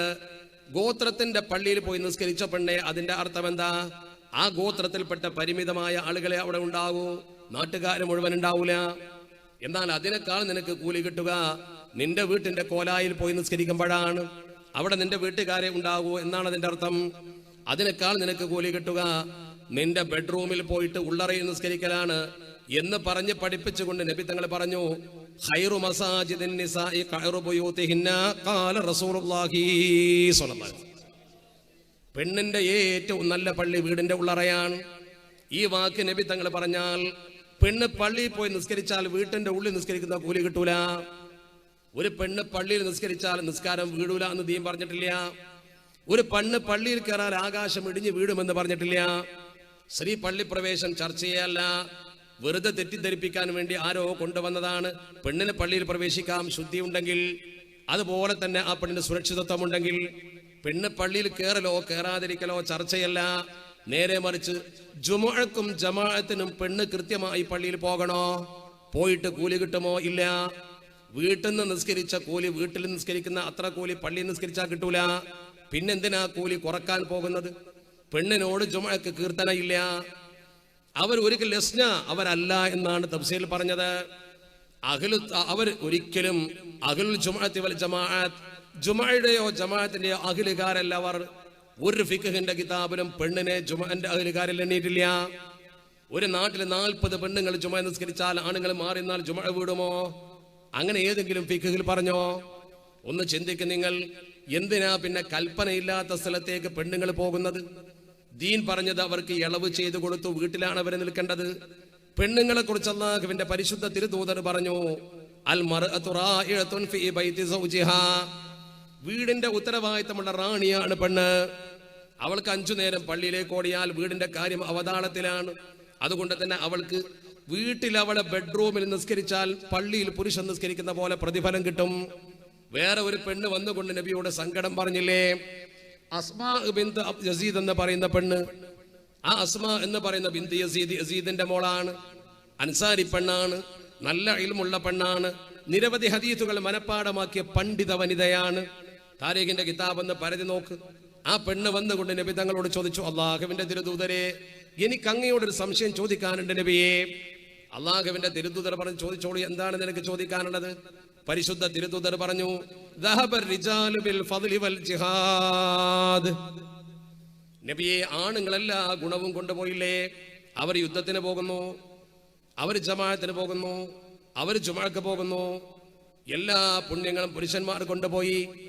ആ പെണ്ണ് സങ്കടത്തോടു കൂടി നബി തങ്ങളോട് ചോദിച്ചു. അത് പള്ളിയിൽ പോകാനുള്ള താല്പര്യം കൊണ്ട് ചോദിച്ചതല്ല, പെണ്ണിന് പുറത്തിറങ്ങാനുള്ള വെമ്പൽ കൊണ്ട് ചോദിച്ചതല്ല, നാളെ പരലോകത്ത് കൂലി കിട്ടുന്നു എന്ന ഒരു പ്രതീക്ഷ കൊണ്ട് ചോദിച്ചു പോയതാണ് നബി തങ്ങളോട്. അള്ളാന്റെ തിരുദൂതരോട് ആ പെണ്ണ് ചോദിച്ചു, ഫമാ ലനാ അമലുൻ നുദ്രികു ബിഹി അമലൽ മുജാഹിദീന ഫീ സബീലില്ലാഹ്. അള്ളാഹുവിന്റെ മാർഗത്തിൽ സമരം ചെയ്യുന്നവർക്ക് കിട്ടുന്ന പ്രതിഫലം ഞങ്ങൾക്ക് കിട്ടുന്ന ഒരു പ്രവർത്തനം എന്തുണ്ട് നബിയേ? ജിഹാദ് ഞങ്ങൾക്കില്ല, ഞങ്ങൾക്ക് ജുമഅ ഇല്ല, ഞങ്ങൾക്ക് ജമാഅത്തിന് പള്ളി പോകണ്ട, പിന്നെ എന്താണ് ഞങ്ങൾക്ക് പരലോകത്ത് പോകുമ്പോ പുരുഷന്മാരെ പോലെ പ്രതിഫലം കിട്ടാൻ എന്തുണ്ട് നബിയേ? എന്തൊരു നല്ല ചോദ്യം. എന്റെ പുറകിൽ ശബ്ദം കേൾക്കുന്ന സ്ത്രീകൾ മനസ്സിലാക്കണം, എന്തൊരു നല്ല ചോദ്യമാണ്. അസ്മാ ബിൻത് യസീദ് ചോദിച്ച ചോദ്യം എന്തൊരു നല്ല ചോദ്യമാണ്. ഫമാ ലനാ അമലുൻ നുദ്രികു ബിഹി അമലൽ മുജാഹിദീന ഫീ സബീലില്ലാഹ്. ഇതൊരു വല്ലാത്ത ചോദ്യമാണ്. ആ ചോദ്യത്തിന് അല്ലാഹുവിന്റെ പരിശുദ്ധ തിരുദൂതർ പറഞ്ഞു, പരിശുദ്ധ പ്രവാചകർ വളരെ മനോഹരമായി പറഞ്ഞു, അബ്ലഗി മൻ ലഖീതി, നീ കേട്ടാ പോരാ, നീ കണ്ടുമുട്ടുന്നവർക്ക് ഞാൻ പറഞ്ഞെത്തിച്ചു കൊടുക്കണം. ഞാൻ ഈ പറയുന്ന വിഷയം നീ സംശയമുള്ള പെണ്ണുങ്ങൾക്ക് പറഞ്ഞു കൊടുക്കണം. ഇന്ന ത്വാഅത സൗജി വഅ്തിറഅഫൻ ബിഹഖിഹി യഅദിലു ദാലിക. ഭർത്താവിന്റെ അവകാശ ബാധ്യതകൾ കൃത്യമായി നിർവഹിച്ചൊരു വീട്ടുകാരിയായി നിന്നാൽ, ഭർത്താവിന് ഭക്ഷണം വെച്ച് കൊടുത്ത്, ഭർത്താവിന് വേണ്ടതൊക്കെ ചെയ്തു കൊടുത്ത്, മക്കളെ നോക്കി മുലയൂട്ടി കുടുംബത്തിന്റെ കാര്യം നോക്കിയാൽ, ഈ ജിഹാദിനും ജുമഅക്കും ജമാഅത്തിനും ആണ് കെട്ടിപ്പേറി പോകുന്ന കൂലി നിനക്ക് വീട്ടിൽ തന്നെ കിട്ടുമെന്ന് അഷ്റഫുൽ ഖൽഖ് മുഹമ്മദ് മുസ്തഫ സ്വല്ലല്ലാഹു അലൈഹി വസല്ലം. പെണ്ണ് വീട്ടിൽ ഇരുന്നാൽ തന്നെ കൂലി കിട്ടുന്ന അല്ലാഹുവിന്റെ റസൂൽ ഉറപ്പ് കൊടുത്തതാണ്. അതുകൊണ്ട് നമ്മൾ പറയുന്നു, കൽപ്പിക്കപ്പെടാത്ത സ്ഥലത്തേക്ക് പെണ്ണുങ്ങളെ കൊണ്ടുപോകണ്ട. എന്നിട്ട് ചില ആളുകൾ പെണ്ണുങ്ങളെ പള്ളിയിലേക്ക് കെട്ടി വലിച്ചു കൊണ്ടുപോയി. എന്തിന്? സ്വഹാബത്തിന്റെ കാലത്ത് അങ്ങനെ നടപടിക്രമമുണ്ടോ? പരിശുദ്ധ മക്കയിലെ ഇമാമ് പോലും പലപ്പോഴും പ്രസംഗിക്കുന്നത് ഞാൻ നേരിട്ട് കേട്ടിട്ടുണ്ട്, നിങ്ങളും കേട്ടിട്ടുണ്ടാവും. എന്തിന് നിങ്ങൾ പള്ളിയിലേക്ക് വരണം? നിങ്ങൾ നിസ്കരിക്കാൻ വീടുകളിൽ നിസ്കരിച്ചാൽ മതി എന്ന് കൃത്യമായി മക്കക്കാരികളായ പെണ്ണുങ്ങളോട് പലപ്പോഴും ഇമാമ ഖുതുബയിൽ പ്രസംഗിക്കുന്നത് കേട്ടിട്ടുണ്ട്. ഞാൻ പറയുന്നത്, സ്ത്രീകൾ ജുമഅക്കും ജമാഅത്തിനും സാധാരണ പള്ളിയിൽ പോകേണ്ടതില്ല. അതുകൊണ്ട് തന്നെ അവിടെ നിൽക്കുന്നു സുന്നത്യമായത്. കാരണം പൂർവീക നടപടിക്രമം അങ്ങനെയാണ്. ഇനി നമുക്ക് ഹദീസോ ആയത്തോ പ്രവാചക ചരിത്രമോ കേവലം കേട്ടുകേൾവിയാണെങ്കിൽ കണ്ണിന്റെ മുമ്പിലുള്ള കാര്യം പറ. മാലിക് ദിനാർ ജുമഅത്ത് പള്ളി ഇവിടെ സ്വഹാബത്തിന്റെ കാലഘട്ടത്തിൽ ഉണ്ടാക്കിയ പള്ളിയല്ലേ? ഹിജ്റ 5 എന്നൊക്കെ എഴുതി വെച്ചില്ല, സനത്ത 5 എന്നൊക്കെ പറഞ്ഞാൽ എന്താ? ആ പള്ളി പണിത ഏതെങ്കിലും ഒരു സ്വഹാബി തന്റെ പെങ്ങളെയോ ഭാര്യയോ ഉമ്മയോ കൊണ്ടുവന്ന് പള്ളി നിസ്കരിപ്പിച്ചോ? മമ്പുറത്തെ തങ്ങൾ ഖുതുബ് സമാൻ മമ്പുറത്ത് പള്ളി കെട്ടി. ജിഫ്രി തങ്ങൾ കോഴിക്കോട്ട് വന്നിട്ട് മനോഹരമായ രീതിയിൽ ദീൻ പ്രബോധനം ചെയ്തു. ജിഫ്രി തങ്ങൾക്ക് ശേഷമാണ് മമ്പുറം തങ്ങൾ വരുന്നത്. മമ്പുറത്ത് തങ്ങൾ സയ്യിദ് അലവി തങ്ങൾ വന്നു. മൗലദവീല മമ്പുറത്ത് പള്ളി കെട്ടി പ്രബോധനം നടത്തി. മലബാറിൽ ഒട്ടനവധി പള്ളികൾ നിർമ്മിച്ചത് ആ മഹാനാണ്. കൊടിഞ്ഞിപ്പള്ളി നിർമ്മിച്ചത് അദ്ദേഹമാണ്. ഒരുപാട് പള്ളികൾ മമ്പുറത്ത് തങ്ങൾ നിർമ്മിച്ചിട്ടുണ്ട്. മമ്പുറത്ത് തങ്ങളുടെ പ്രധാനപ്പെട്ട ഒരു ജോലി പള്ളി നിർമ്മാണമായിരുന്നു. ആവശ്യമുള്ള സ്ഥലത്ത് മമ്പുറത്ത് തങ്ങൾ നിർമ്മിച്ച മമ്പുറത്തെ പള്ളിയിലോ അദ്ദേഹം നേതൃത്വം കൊടുത്ത് നിർമ്മിച്ച ഏതെങ്കിലും ഒരു പള്ളിയിലോ തന്റെ ഭാര്യയെയോ തന്റെ പെൺമക്കളെയോ എന്തുകൊണ്ട് മമ്പുറത്ത് തങ്ങൾ കൊണ്ടുവന്ന് നിസ്കരിപ്പിച്ചില്ല? എന്തേ മമ്പുറത്ത് തങ്ങൾക്കറിയില്ല എന്റെ ഭാര്യയ്ക്ക് ഈ കൂലി കിട്ടണമെന്ന്? എന്തേ മമ്പുറത്ത് തങ്ങൾ മമ്പുറത്തെ ജുമഅക്ക് തൊട്ടപ്പുറത്തെ വീട്ടിലെ ഭാര്യയും മക്കളുമുള്ള ആ പെൺമക്കളെ ജുമഅക്ക് വിളിച്ചില്ല? അവർക്കറിയില്ല ഈ പെണ്ണുങ്ങൾക്ക് പുണ്യം കിട്ടണമെന്ന്?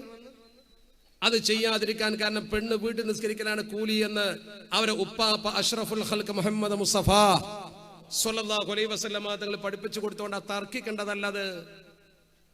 നമ്മൾ ആ വിഷയത്തിൽ തർക്കമുണ്ടാക്കേണ്ടവരല്ല. എന്നതുപോലെ തന്നെ ജുമഅയുടെ കാര്യം നോക്ക് നിങ്ങൾ. ആ ജുമഅത്ത് ഖുതുബ ഓതുക എന്ന് പറയുന്നത് ഖുതുബയുടെ ഷർത്തിൽപ്പെട്ടതാണ്. ഖുതുബ അറബിയിലായിരിക്കൽ. ഷർത്ത് എന്ന് പറഞ്ഞാൽ നിബന്ധനയാണ്. ഞാൻ ഇവിടെ പ്രസംഗിക്കുമ്പോൾ എന്റെ പ്രസംഗം ഇതുപോലെ അങ്ങ് അവസാനിക്കും. ഈ പ്രസംഗത്തിൽ ബഹുമാനപ്പെട്ട തങ്ങൾ വന്നിട്ട് മജ്‌ലിസുന്നൂറിന് നേതൃത്വം കൊടുക്കാൻ വരുമ്പോൾ ഞാൻ എന്റെ പ്രസംഗം നിർത്തും. ബഹുമാനപ്പെട്ട തങ്ങൾ വന്നാൽ പ്രസംഗം അവസാനിച്ചു, പിന്നെ പ്രസംഗം പോയി. അതിൻ്റെ ഇടയ്ക്ക് ഞാനൊന്ന് എഴുന്നേൽക്കേണ്ട യാതൊരു കാര്യമല്ല. കാരണം എന്തുകൊണ്ട്? ജുമഅ ഖുതുബയിൽ ഇമാം ഇരുന്നിട്ട് പിന്നെ എഴുന്നേൽക്കും. 2 ഖുതുബ വേണം. നമ്മളെ പള്ളിയിൽ ഖുതുബ ഓതുന്ന ഖത്തീബ് ഇടക്കൊന്ന് ഇരുന്നിട്ട് എഴുന്നേൽക്കുന്നത് ഖത്തീബിന് ക്ഷീണമുള്ളത് കൊണ്ടാണോ? എന്നാ യുവാവായ ഖത്തീബിനെ വെച്ച് ഒറ്റടിക്ക് 2 ഓതി കൊടുത്താൽ പോരെ? എന്തിനാ വെറുതെ ഒരു ഇരുത്തം, ഒരു നാടകം?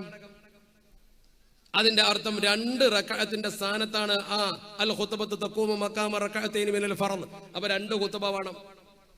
ആ ഖുത്ബ ഓതുന്ന ഇമാമിന് വുളൂ വേണം. ഞാനിവിടെ നിൽക്കുമ്പോൾ വുളൂ നിർബന്ധമൊന്നുമില്ല. ഇമാമ് ഖുത്ബ ഓതുകയാണെങ്കിൽ അദ്ദേഹത്തിന് നിസ്കാരം പോലെ വുളൂ വേണം. അതിന് ചില പ്രത്യേക ഷർത്തുകളുണ്ട്. ഒരായത്തോതൽ നിർബന്ധമല്ലേ? അള്ളാഹുവിന്റെ പരിശുദ്ധ ഹബീബിന്റെ മേൽ പേരെടുത്ത് സലാത്ത് ചൊല്ലണ്ടേ? ഇതൊന്നും നമ്മുടെ പള്ളിയിൽ നടക്കുന്ന ഖുത്ബയിൽ ചെയ്യാതിരുന്നാൽ ഖുത്ബയാവൂല. ഈ സ്റ്റേജിൽ നടക്കുന്ന ഈ പ്രസംഗത്തിന് ഇതൊന്നും ബാധകവുമല്ല. അദബിന് വേണ്ടി ആയത്തോതാം, അദബിന് വേണ്ടി സ്വലാത്തില്ലാം എന്നല്ലാതെ. അതുകൊണ്ട് തന്നെ പള്ളിയിൽ മലയാളത്തിൽ ഖുത്ബ ഓതുന്ന പ്രവർത്തനം അള്ളാഹുവിന്റെ പരിശുദ്ധ ഹബീബിന്റെ കാലത്തില്ല. അങ്ങനെ പറഞ്ഞാൽ സംശയിക്കും, അന്ന് അറബികളെ ഉള്ളൂ. എന്നാൽ പേർഷ്യയിലേക്ക് ഇസ്ലാം മത പ്രബോധനത്തിന് മഹാന്മാരായ സ്വഹാബത്ത് പോയി പേർഷ്യൻ ഭാഷയിൽ ഇറാനിൽ ഖുത്ബ ഓതിയിട്ടുണ്ടോ? അവര് പേർഷ്യൻ ഭാഷയിൽ അവിടെ ഖുത്ബ ഓതിന് വല്ല തെളിവുണ്ടോ? മാലിക് ഇബ്നു ദീനാറും സംഘവും കേരളത്തിൽ വന്ന് ഇസ്ലാമിക പ്രബോധനം നിർവഹിച്ചു എന്നൊരു സത്യമല്ലേ? ആ സത്യം മറച്ചു വെക്കാൻ കഴിയാതെ രേഖപ്പെടുത്തപ്പെട്ടതല്ലേ? എന്റെ ശബ്ദം കേൾക്കുന്ന പ്രിയപ്പെട്ട സഹോദരങ്ങൾ ചിന്തിച്ചു നോക്ക്. എന്തേ ഈ വന്ന ആളുകൾ ഒരു പള്ളി കെട്ടിയിട്ട് ഇസ്ലാമിനിവിടെ പഠിപ്പിക്കുമ്പോ ഇസ്ലാം പഠിക്കാൻ ഏറ്റവും നല്ലത് അവരുടെ ഭാഷയിൽ ചില കാര്യങ്ങൾ പറയലാണ്. വെള്ളിയാഴ്ച പള്ളിയിൽ എല്ലാവരെയും കിട്ടും. ആ സമയത്ത് എന്തുകൊണ്ട് അവർക്ക് ഏതെങ്കിലും ഒരു മലയാളിക്ക് ഈ ഖുത്ബ പഠിപ്പിച്ചു കൊടുത്തിട്ട് അതിന്റെ മലയാളത്തിൽ ഒന്ന് പ്രസംഗിപ്പിച്ചുകൂടായിരുന്നു? അവര് നിർമ്മിച്ച ഒരു പള്ളിയിലും മലയാളത്തിൽ ഖുത്ബ ഓതിയിൽ എന്താ കാരണം? മലയാളത്തിൽ ഖുത്ബ ഓതുക എന്ന ഏർപ്പാട് ലോകത്തില്ല. തുർക്കിയിൽ കമാൽ പാഷ തുടങ്ങി വെച്ചു. നമ്മുടെ രാജ്യത്ത് കൊച്ചിയിലെ മട്ടാഞ്ചേരി പള്ളിയിൽ നിന്നും തുടങ്ങി എന്നല്ലാതെ ലോകത്ത് എവിടെയെങ്കിലും ഖുത്ബ പരിഭാഷപ്പെടുന്ന ഒരു സിദ്ധാന്തം സ്വഹാബത്ത് ചെയ്തിട്ടുണ്ടോ? പരിശുദ്ധ ഹബീബ് ചെയ്തിട്ടുണ്ടോ? ഫിഖഹിന്റെ മസ്അല പ്രകാരം ഒരു പള്ളിയിൽ ജനങ്ങൾ ഒരുമിച്ച് കൂടി ഒറ്റെണ്ണത്തിന് ഖുത്ബ ഓതാൻ അറിയില്ല. ളുഹ്ർ നിസ്കരിച്ച് പിരിഞ്ഞു പോകണമെന്ന് ഫുഖഹാ പറയാൻ കാരണം എന്താ? ളുഹ്ർ നിസ്കരിച്ച് പിരിഞ്ഞു പോകണമെന്ന് പറയാൻ എന്താ കാരണം? ആ ഖുത്ബ അറബി ഭാഷയിൽ ഓതാൻ ആളില്ലെങ്കിൽ അങ്ങനെ ചെയ്യണമെന്നാ. ഈ പറഞ്ഞതിൽ നിന്ന് ഖുത്ബ അറബിയിലായിരിക്കണമെന്നത് ജുമഅയുടെ ഷർത്തിൽപ്പെട്ടതാണ് എന്ന് കൃത്യമായി ബോധ്യപ്പെടുകയാണ്. അതുകൊണ്ട് തന്നെ പെട്ടെന്ന് സാധാരണക്കാരന്റെ മനസ്സിൽ തോന്നുന്നതാണ് ശരി. എന്തുകൊണ്ട് മലയാളത്തിൽ ഓതിക്കൂടാ? തിരിയണ്ടേ? തിരിയുക എന്നത് ഒരു മനുഷ്യനെ സംബന്ധിച്ചത് ആരാധനാ വിഷയത്തിൽ ബാധകമല്ല. അതുകൊണ്ട് തന്നെ നമ്മുടെ പൂർവികർ പഠിപ്പിച്ചതനുസരിച്ച് കൊണ്ട് അത് മുന്നോട്ട് പോയി. നമ്മുടെ നാട്ടിൽ ഒട്ടുമിക്ക ചെറുപ്പക്കാരും ഇന്നും അഹ്ലുസുന്നത്തി വൽ ജമാഅത്തിന്റെ പന്ഥാവ് വിട്ട് ചിന്തിക്കുമ്പോൾ ആദ്യം സംസാരിക്കുമ്പോൾ പറയാറുള്ളതാ, എന്താ ഖുത്ബ മലയാളത്തിലായിക്കോട്ടെ, നിങ്ങൾക്ക് എന്താ വാശി? ഈ ആധുനിക കാലത്ത് നിങ്ങൾ ഈ പഴഞ്ചൻ സ്വഭാവം നിലനിർത്തണമെന്ന് പറയാൻ പാടുണ്ടോ? പിന്നെ അവർ ചോദിക്കും, എന്തേ പെണ്ണുങ്ങൾക്ക് പള്ളിയിൽ പോയി നിസ്കരിച്ചുകൂടാ? പെണ്ണ് സമൂഹത്തിന്റെ അർദ്ധഭാഗമല്ലേ? ഇത് പഞ്ചായത്ത് പോകുന്ന പോലെയല്ല പള്ളി പോകൽ. ഇന്ന് നമ്മുടെ സമൂഹത്തിൽ പെണ്ണുങ്ങളെ രംഗത്തിറക്കി എന്ന് കരുതി ദീൻ അവരെ രംഗത്തിറക്കിയിട്ടില്ലല്ലോ. അതുകൊണ്ട് പരിശുദ്ധ ദീനുൽ ഇസ്ലാമിന്റെ നേർപ്പാത എന്തെന്ന് പരിശുദ്ധ തിരുദൂതർ പഠിപ്പിച്ചിട്ടുണ്ട്. ഇങ്ങനത്തെ അഭിപ്രായ വ്യത്യാസം വരുമ്പോൾ നിങ്ങൾ എന്ത് ചെയ്യണമെന്നും പഠിപ്പിച്ചിട്ടുണ്ട്. എന്താ ചെയ്യേണ്ടത്? ഫഅലൈക്കും ബിസുന്നതി വസുന്നതിൽ ഖുലഫാഇർ റാഷിദീനൽ മഹ്ദിയീൻ. ഫഅലൈക്കും ബിസുന്നതി വസുന്നതിൽ ഖുലഫാഇർ റാഷിദീനൽ മഹ്ദിയീൻ. സന്മാർഗദർശികളാകുന്ന എന്റെ സ്വഹാബത്തിന്റെ ചര്യ നിങ്ങൾ മുറുകെ പിടിക്കണം. എന്റെ ചര്യയും നിങ്ങൾ മുറുകെ പിടിക്കണം. അള്ളാഹുവിന്റെ തിരുദൂതരാകുന്ന മുത്തുനബി തങ്ങൾ ഫഅലൈക്കും ബിസുന്നതി എന്ന് പറഞ്ഞുകൊണ്ട് അവസാനിപ്പിച്ചിരുന്നുവെങ്കിൽ ചർച്ചയാകാമായിരുന്നു. നബി തങ്ങൾ അങ്ങനെ പറഞ്ഞിട്ടില്ല. എന്റെ ചര്യ നിങ്ങൾ മുറുകെ പിടിക്കണമെന്ന് പറഞ്ഞ നബി തങ്ങൾ വസുന്നത്തിൽ ഖുലഫാഇർ റാഷിദീനൽ മഹ്ദിയീൻ എന്നും പറഞ്ഞിട്ടുണ്ട്. എന്നും നബി തങ്ങൾ പറഞ്ഞിട്ടുണ്ട്. അത് രണ്ടും നബി തങ്ങളാ പറഞ്ഞത്. സ്വഹാബത്തിന്റെ ചര്യ എന്റെ ചര്യ പോലെ തന്നെയാണ്. എന്റെ സ്വഹാബത്തിന്റെ ചര്യ നിങ്ങൾ പിൻപറ്റണേ. അസ്വഹാബി കന്നുജൂം, എന്റെ സ്വഹാബത്ത് നക്ഷത്രങ്ങൾക്ക് തുല്യരാണ്. ചന്ദ്രൻ എന്നല്ല പറഞ്ഞത്, നക്ഷത്രം എന്നാണ്. എന്തേ വലിയ ചന്ദ്രൻ ഉണ്ടായിട്ട് നബി തങ്ങൾ എന്റെ സ്വഹാബത്ത് ചന്ദ്രനെ പോലെയാണെന്ന് പറയാതെ എന്റെ സ്വഹാബത്ത് നക്ഷത്രത്തെ പോലെയാണെന്ന് പറഞ്ഞത്? നിങ്ങൾ പഠിച്ചു നോക്ക്. ചന്ദ്രന് സ്വന്തം പ്രകാശമില്ല, നക്ഷത്രങ്ങൾക്ക് സ്വന്തം പ്രകാശമുണ്ട്. ശാസ്ത്രം പറയുന്നു ചന്ദ്രന് പ്രകാശം സ്വന്തമില്ല, അത് പ്രതിഫലനമാണ്. സൂര്യന്റെ പ്രകാശം പോലെ പ്രകാശിക്കുന്നതാണ് നക്ഷത്രങ്ങൾ. ആ നക്ഷത്രങ്ങൾ കോടാനുകോടി മൈൽ അപ്പുറത്തായതുകൊണ്ട് ചെറുതായി തോന്നുന്നു. സ്വയം പ്രകാശിക്കുന്ന നക്ഷത്രം എന്ന് പറഞ്ഞാൽ അതിനൊരു സ്വയം പര്യാപ്തതയുണ്ട്. എന്റെ സ്വഹാബത്ത് എന്തെങ്കിലും ഒരു കാര്യം ദീനിൽ നടപ്പാക്കിയാൽ ആ നടപ്പാക്കി നിങ്ങൾ അംഗീകരിക്കണമെന്ന ഒരു താക്കീത് അവിടെയുണ്ട്. ഉമർ അൽ ഫാറൂഖ് റളിയല്ലാഹു തആല അൻഹുവിന്റെ കാലഘട്ടം, ആ മഹാനായ മനുഷ്യൻ സ്വഹാബത്തിനെ ഏകോപിപ്പിച്ചുകൊണ്ട് ജമാഅത്തായിട്ട് തറാവീഹ് നിസ്കരിച്ചു. ഉമർ തങ്ങൾ ചെയ്ത് നമ്മൾ അംഗീകരിക്കുന്നു. നമ്മുടെ കൂട്ടത്തിൽ ഒരു കൂട്ടരെന്ത് ചെയ്യും? ഉമർ തങ്ങൾ ചെയ്ത പകുതി അംഗീകരിക്കും, പകുതി അംഗീകരിക്കൂല. 20 റക്അത്താണ് ഉമർ തങ്ങൾ നിസ്കരിച്ചത്, അത് അംഗീകരിക്കൂല. ജമാഅത്തായിട്ടാണ് ഉമർ തങ്ങൾ നിസ്കരിച്ചത്, അത് അംഗീകരിക്കും. അള്ളാഹുവിന്റെ റസൂലിന്റെ കാലത്ത് ഇതുപോലത്തെ ജമാഅത്ത് നടന്നിട്ടില്ലല്ലോ. എന്തേ നബി തങ്ങൾ ചെയ്യാത്ത പണി ചെയ്യുമ്പോൾ ബിദ്അത്താൻ തോന്നാത്തത്? നല്ല ബിദ്അത്ത് ചെയ്യാമെന്നല്ലേ ദീൻ പറയുന്നത്? ദീനിൽ തെളിവുള്ള കാര്യം അത് സമൂഹത്തിൽ പറയാൻ അള്ളാഹുവിന്റെ പരിശുദ്ധ പ്രവാചകർ പഠിപ്പിച്ചത് എങ്ങനെയാ? ആരെങ്കിലും എന്റെ നിയമം നഹദത, ആരെങ്കിലും ഒന്ന് പുതുതായി ഉണ്ടാക്കിയാൽ, ഈ ദീനിൽ ആരെങ്കിലും ഒരു കാര്യം ദീനിൽ പെടാത്തത് ഉണ്ടാക്കിയാലേ കുഴപ്പമുള്ളൂ. ദീനിൽ പെടാത്ത ബിദ്അത്ത് ഉണ്ടാക്കണ്ടെന്നേ പറഞ്ഞിട്ടുള്ളൂ. ദീനിൽ പെട്ട ബിദ്അത്ത് ഉണ്ടാക്കാം. ദീനിൽ പെട്ട ബിദ്അത്ത് ഉണ്ടാക്കാം. ദീനിൽ പെട്ട ബിദ്അത്താണ് ജുമുഅയുടെ ബാങ്ക് ഒന്ന് വന്നത്. ജനങ്ങളെ ദീനിലേക്ക് ആകർഷിക്കാൻ ചെയ്തതാ. തറാവീഹ് 20 റക്അത്ത് ദീനിൽ പെട്ടതാ. ദീനിൽ ഗുണകരമായ സംഭവ വികാസങ്ങൾ ചെയ്യാമെന്നതിൽ സൂചനല്ലേ? പിന്നെ എന്തിനാ പുതിയ വാദഗതിയുമായിട്ട് വരുന്നത്? ഞാൻ പറഞ്ഞു വരുന്ന ആരെങ്കിലും മോശമാക്കാനല്ല, നമ്മൾ തന്നെ സ്വന്തമായി പഠിക്കാനും പകർത്താനുമാണ് ഞാൻ പറയുന്നത്. നമ്മുടെ വിശ്വാസത്തെക്കുറിച്ച് നമുക്കൊരു യക്കീന് വേണ്ടേ? നമ്മുടെ വളർന്നു വരുന്ന കുട്ടികൾ അതേക്കുറിച്ച് കൃത്യമായി ബോധ്യപ്പെടണ്ടേ? പിന്നെ അതിനേക്കാളേറെ നമ്മുടെ വിശ്വാസത്തെ മോശമാക്കുന്ന തരത്തിലുള്ള പ്രചരണം നടക്കുന്നത്, നമ്മുടെ സമുദായം പൂർവ്വകാലം മുതൽ ആദരിച്ചു വരുന്ന മഹാന്മാരെ ആദരിക്കുന്നു എന്നൊരൊറ്റ കാരണത്താല. നമ്മളൊക്കെ മഹത്തുക്കളെ കൃത്യമായി ആദരിക്കുന്നുണ്ട്, മഹത്തുക്കളിലൂടെ പടച്ച റബ്ബിലേക്ക് അടുക്കാനും ശ്രമിക്കുന്നുണ്ട്. ഇങ്ങനെ ഒരു സംഭവം അള്ളാഹുവിന്റെ പരിശുദ്ധത നമ്മളെ പഠിപ്പിച്ചല്ലോ. നിങ്ങളൊന്ന് ശരിക്കും ഇരുന്ന് ചിന്തിച്ചു നോക്ക്. അള്ളാഹു പറഞ്ഞു, യാ അയ്യുഹല്ലദീന ആമനു തഖുല്ലാഹ്, യാ അയ്യുഹല്ലദീന ആമനു, സത്യവിശ്വാസികളെ, ഇത്തഖുല്ലാഹ്, നിങ്ങൾ പടച്ച റബ്ബിനെ ഭയപ്പെടണേ, നിങ്ങൾ പടച്ച റബ്ബിനെ ഭയപ്പെടണേ. വബ്തഗൂ ഇലൈഹിൽ വസീല, അള്ളാഹുവിലേക്ക് ചെന്ന് ചേരാൻ നിങ്ങൾ മധ്യവർത്തിയെ തേടണേ. നിങ്ങൾ പടച്ച റബ്ബിലേക്ക് ചേരുവാൻ മധ്യവർത്തിയെ തേടണേ. വബ്തഗൂ ഇലൈഹിൽ വസീല. ഈ വബ്തഗൂ ഇലൈഹിൽ വസീല എന്ന് പറഞ്ഞാൽ പടച്ച റബ്ബിലേക്ക് ചെന്ന് ചേരുന്ന വസീല തേടണം എന്നതിന്റെ അർത്ഥം. ഒരു വസീലയെ തേടണം എന്ന് പറഞ്ഞാൽ അള്ളാഹുവിലേക്ക് അടുക്കാനുള്ള ഏറ്റവും നല്ല മാർഗമാണ് മഹാന്മാരെ സ്നേഹിക്കുക എന്നുള്ളത്. അള്ളാഹുവിന്റെ പരിശുദ്ധ ഖുർആൻ കൂനൂ മഅ സ്വാദിഖീൻ എന്ന് നമ്മളോട് നിർദ്ദേശിക്കാൻ കാരണതാണ്. അവ നല്ലവരെ സ്നേഹിച്ച് നല്ലവർക്കൊപ്പം നിൽക്കുക. അള്ളാഹുവിന്റെ പരിശുദ്ധ ഹബീബ് അഷ്റഫുൽ ഖൽഖ് മുഹമ്മദ് മുസ്തഫ സ്വല്ലല്ലാഹു അലൈഹി വസല്ലം ചിരിപ്പിക്കുമായിരുന്നു, നബി തങ്ങൾക്ക് സന്തോഷം പകരുമായിരുന്നു. അങ്ങനെ ഇരിക്കെ ഹദീസിന്റെ കിതാബിൽ പറയുന്നു, ആ മനുഷ്യനെ ഒരു ദിവസം കൊണ്ടുവന്നു, അയാൾ മദ്യപിച്ചിരുന്നു. നബി തങ്ങൾ ഒരിക്കൽ പറഞ്ഞാൽ കേട്ടൂടെ? ഒരിക്കടി കിട്ടിയതല്ലേ, പിന്നെയും എന്തിനാ കള്ളു കുടിച്ച് അവനെ കൊണ്ടുവന്നത്? എത്ര തവണയാണ് ഇവനത് ആവർത്തിക്കുന്നത്? പടച്ചവനെ അവനെ ശപിക്കണേ. ഇതങ്ങ് കേട്ട ഉടനെ പരിശുദ്ധ പ്രവാചകർ സ്വഹാബി വിളിച്ചുകൊണ്ട് പറഞ്ഞു, അവനെ ശപിക്കരുത്, ലാ തൽഅനൂഹു, അവനെ ശപിക്കാൻ പാടില്ല, നിങ്ങൾ അവനെ ശപിക്കാൻ പാടില്ല. കാരണം ലഖദ് അലിംതു, എനിക്ക് ശരിക്ക് ബോധ്യപ്പെട്ടിട്ടുണ്ട്, എനിക്ക് ശരിക്ക് ബോധ്യപ്പെടന്നഹു യുഹിബ്ബുല്ലാഹ വറസൂലഹു, അവൻ അള്ളാഹുവിനോടും അള്ളാഹുവിന്റെ പരിശുദ്ധ ഹബീബിനോടും സ്നേഹമുണ്ടെന്ന് എനിക്ക് ബോധ്യപ്പെട്ടിട്ടുണ്ട്. അതിന്റെ അർത്ഥം എന്താണ്? ശപിക്കണ്ട, അവനെ നന്നാക്കി എടുക്കണം. അതിനാണ് നബി തങ്ങളെ ഹദ്ദടിക്കാൻ പറഞ്ഞത്.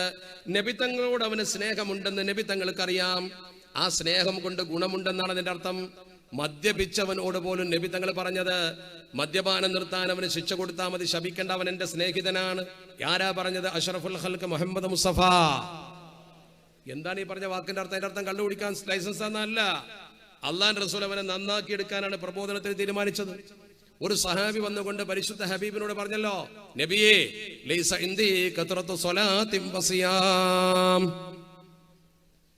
ലൈസ ഇൻദി കത്റത്തു സ്വലാത്തിൻ വസിയാം, എന്റെ കയ്യിൽ ഏറെ നോമ്പും നിസ്കാരമൊന്നുമില്ല നബിയെ, എന്റെ കയ്യിൽ കൂടുതൽ നിസ്കാരമില്ല, കൂടുതൽ നോമ്പൊന്നുമില്ല. പക്ഷെ ഒരു കാര്യം എന്റെ കയ്യിൽ എന്താ? വലാകിന്നി ഉഹിബ്ബുല്ലാഹ വറസൂലഹു, ഞാൻ അള്ളാഹുവിനെയും അള്ളാഹുവിന്റെ പരിശുദ്ധ തിരുദൂതരെയും ഏറെ ബഹുമാനിക്കുന്നവനും സ്നേഹിക്കുന്നവനുമാണ്. ഈ വ്യക്തി വന്നിട്ട് പറയണം, നിസ്കരിക്കലില്ല എന്ന് അയാൾ പറഞ്ഞിട്ടില്ല കേട്ടോ. തെറ്റിദ്ധരിക്കേണ്ട, തീരെ നിസ്കരിക്കലില്ല എന്നൊന്നും അയാൾ പറഞ്ഞിട്ടില്ല. അയാൾ പറഞ്ഞത്, ഞാൻ കൂടുതൽ നിസ്കരിക്കാറില്ല എന്നതിന്റെ വ്യാഖ്യാനം കുറെ സുന്നത്തും മറ്റും കാര്യമൊന്നും എനിക്കില്ല. എന്നെ സംബന്ധിച്ചിടത്തോളം എന്റെ ജീവിതത്തിൽ ഒരുപാട് സുന്നത്തോ അതുപോലെ തന്നെ സുന്നത്തായ കുറെ അമലുകളോ അതൊന്നും എന്റെ കയ്യിലില്ല. എന്റെ കയ്യിൽ ആകെ ഉള്ളത് ഫർളായ കുറച്ച് കാര്യങ്ങളൊക്കെ ഞാൻ മുടങ്ങാതെ ഭംഗിയായിട്ട് ചെയ്യാറുണ്ട്, വേറെ ഒന്നും എന്റെ കയ്യിലില്ല എന്ന് അള്ളാഹുവിന്റെ പരിശുദ്ധ തിരുദൂതരോട് ഈ മനുഷ്യൻ വന്ന് പറഞ്ഞു. ആ സമയത്ത് അള്ളാഹുവിന്റെ പരിശുദ്ധ തിരുദൂതർ എന്താ പറഞ്ഞറിയോ? അൽ മർഉ മഅ മൻ അഹബ്ബ, അൽ മർഉ മഅ മൻ അഹബ്ബ, ഒരു മനുഷ്യൻ അവൻ സ്നേഹിച്ചവന്റെ കൂടെ ഉണ്ടാകുമെന്ന് അഷ്റഫുൽ ഖൽഖ് മുഹമ്മദ് മുസ്തഫ സ്വല്ലല്ലാഹു അലൈഹി വസല്ലം. ഒരു മനുഷ്യൻ അവൻ സ്നേഹിച്ചവന്റെ കൂടെ ഉണ്ടാവുന്ന, ആരെയാണോ സ്നേഹിച്ചത് ആ സ്നേഹിച്ചവന്റെ കൂടെ അവൻ ഉണ്ടാകും. അപ്പൊ നബിത്തങ്ങൾ ഈ പറഞ്ഞ വാക്കനുസരിച്ച് ഒരു മനുഷ്യൻ അള്ളാഹുവിന്റെ റസൂലിനെ സ്നേഹിക്കുകയും ഫർളായ അമലുകളൊക്കെ ചെയ്യുകയും ശിർക്ക് ചെയ്യാതിരിക്കുകയും ചെയ്താൽ റസൂലുള്ളാഹിന്റെ കൂടെ ഉണ്ടാവുന്നല്ലേ. അള്ളാഹുവേ ഞങ്ങളെ മഹത്തുക്കളുടെ കൂടെ ചേർത്തി തരണേ തമ്പുരാനെ. അപ്പൊ നമ്മളൊക്കെ ചിന്തിക്കുന്ന ഒരു വശം അതാണ്. അപ്പൊ മഹാന്മാരുടെ കൂടെ നിൽക്കുക, മഹാന്മാരെ ബഹുമാനിക്കുക, ആദരിക്കുക എന്നത് അഹ്ലുസുന്നത്തി വൽ ജമാഅത്തിന്റെ വീക്ഷണത്തിലെ പ്രധാന ഭാഗമാണ്. ഇപ്പൊ നിങ്ങൾ ഉദാഹരണമായിട്ട് ഒന്ന് നോക്ക്. നമ്മളൊക്കെ പരിശുദ്ധമായ ഹറം ഷരീഫിൽ ചെന്നാൽ, വിശുദ്ധ ഹറം ഷരീഫിൽ നമ്മൾ ചെന്നിട്ട് ചെയ്യേണ്ട ആദ്യത്തെ പ്രവർത്തനം അവിടെ കടന്നാൽ എന്താ? ഉംറയ്ക്ക് ഇഹ്റാം കെട്ടട്ടെ, ഹജ്ജിന് ഇഹ്റാം കെട്ടട്ടെ, കെട്ടാതിരിക്കട്ടെ, ചെയ്യേണ്ടത് തവാഫാണ്. ഫിഖ്ഹിന്റെ മസ്അല പ്രകാരം മസ്ജിദുൽ ഹറാമിന്റെ തഹിയ്യത്ത് തന്നെ തവാഫാണ്. ലോകത്ത് ഏത് പള്ളിയിലും ഒരു മനുഷ്യൻ പ്രവേശിച്ചാൽ ആദ്യം 2 റക്അത്ത് സുന്നത്ത് നമസ്കരിക്കണം. അതാണ് തഹിയ്യ. നേരെ മറിച്ച് മസ്ജിദുൽ ഹറാമിൽ ഒരു മനുഷ്യൻ മക്കത്തെ പള്ളിയിൽ പ്രവേശിച്ചാൽ അവൻ ആദ്യം ചെയ്യേണ്ടത് തവാഫാണ്, പിന്നെയാണ് നിസ്കാരം. മസ്ജിദുൽ ഹറാമിന്റെ തഹിയ്യത്ത് തവാഫ്. എന്നാൽ തവാഫ് ചെയ്യാൻ പറ്റാത്ത സമയത്ത് സുന്നത്താകാം. വളരെ കൃത്യമായി ഇതിനെക്കുറിച്ച് പഠിപ്പിച്ചിട്ട് ഈ തവാഫിന്റെ പൂർണ്ണതയെക്കുറിച്ച് പറഞ്ഞു. എന്റെ പ്രിയപ്പെട്ട സദസ്സിലുള്ള സഹോദരങ്ങൾ, പ്രത്യേകിച്ച് ചെറുപ്പക്കാർ, കാരണവന്മാരോട് ഇത് പറയേണ്ട കാര്യമില്ല. നിങ്ങളൊന്ന് ശരിക്കും പഠിച്ചു നോക്ക്.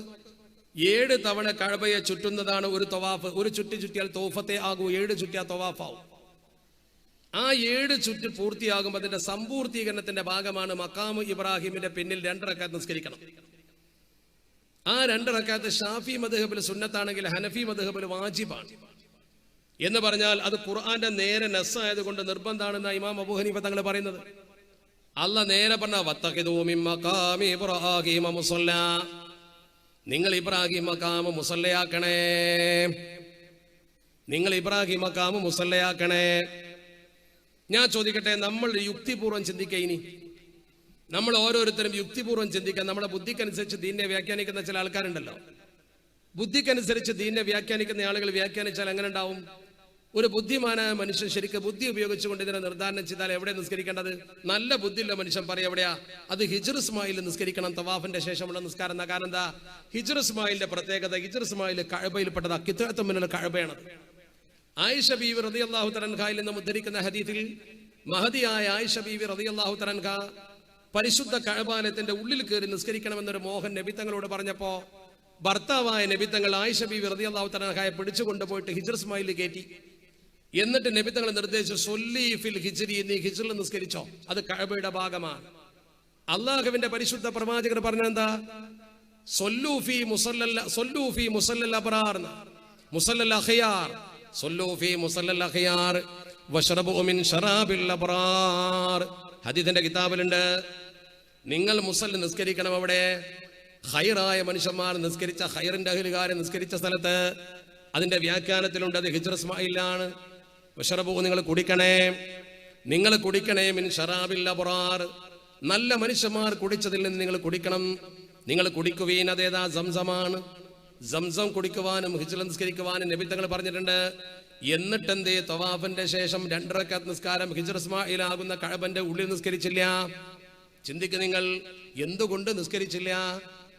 ഇനി 1-ാം സ്ഥാനം അതാണെങ്കിൽ 2-ാം സ്ഥാനം നമ്മൾ ആർക്ക് കൽപ്പിക്കും? 2-ാം സ്ഥാനം നമുക്ക് മഖാം ഇബ്രാഹിമിന് യുക്തിപൂർവ്വം കൽപ്പിക്കാൻ പറ്റുമോ? ഇല്ല. എന്താ കാരണം? അതിന്റെ മുമ്പിൽ ഹജറുൽ അസ്വദ് ഉണ്ട്, റുക്നുൽ ഹജർ എന്ന മൂലയുണ്ട്. ആ മൂലയോട് ചേർന്ന് കഅബയുടെ വാതിലുണ്ട്.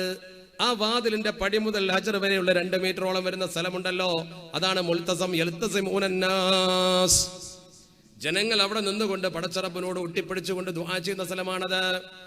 ആരെങ്കിലും അവിടെ വന്നുകൊണ്ട് പടച്ചറബിനോട് വല്ലതും ചോദിച്ചാൽ, താലിബു ഹാജ, ഒരു ഹാജത്തുള്ള മനുഷ്യൻ പടച്ചറബിനോട് തൊലബ് ചെയ്താൽ ഇല്ലസ്തുജീബ ലഹു, ഉത്തരം കൊടുക്കാതെ അവനെ വിടൂല.